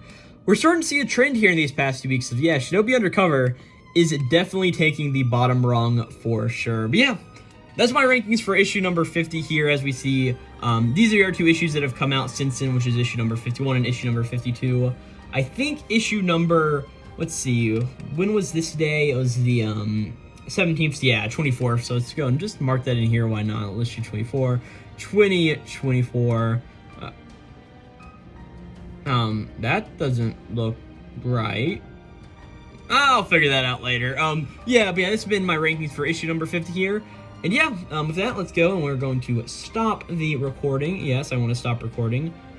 Thank you very much, OBS Studio. I enjoy everything you've been helping me out with recently. But yeah, with that, thank you guys so very much for watching this video on Weekly Shonen Jump today. It's been a really fun one to go through and record, and I really enjoy getting to sit back down and record one of these longer Weekly Shonen Jump videos again. Definitely been a while since I have done one, being that... Let me actually check. I think the last few episodes have all been mini episodes. Let me go into YouTube Studio and check this out real quick. Let's go to the content. Let's go to my podcast. Let's talk about Weekly Shonen Jump. This is the 24th episode of the series, which is a little weird, but yeah, videos. Yeah, so, let me scroll down all the way. So yeah, we've had 1, 2, 3. We've had 3 mini episodes, a mini episode, and then another mini episode. We've had a mini episode, and then the mini episode that is actually not released yet at the day of me recording this, but will be coming out soon because it's already edited and uploaded on YouTube. So that's pretty cool right there. But yeah, it's going to definitely be nice to do another longer one of these videos. And I don't know how long I've been recording this, how long it's going to take me to edit, but yeah, thank you guys so very much for watching. If you did enjoy this video, I've got plenty of other manga and anime related content on the channel, as you probably know, since being that I've talked about a little bit of it here, like Kagurabachi chapter reviews. Also, I do this show as a podcast on podcasting platforms, so it'd be really cool if you went and check those out on there. Even if you just don't listen to it there, just like leave me a review like, hey, this show's cool, I'm about a Glowplasma guy, I sort of like that. Would be pretty cool. And if you do just listen to this show on a podcasting platform, hey, I just said I do this show on YouTube, so come check out my YouTube channel at Glowplasma. So yeah, with all of that out of the way, good issue of Shonen Jump, and I'll catch you guys next time for issue number 51 of 2024. Again, this has been issue number 50 with, of course, Akane-banashi taking the lead color page this week, and yeah, I'll catch you guys next time. So very much for watching. Witch Watch was absolutely amazing. Minakata was a great character out of Ichi the Witch, and I will catch you guys next time. This would be Glowplasma 231, signing out.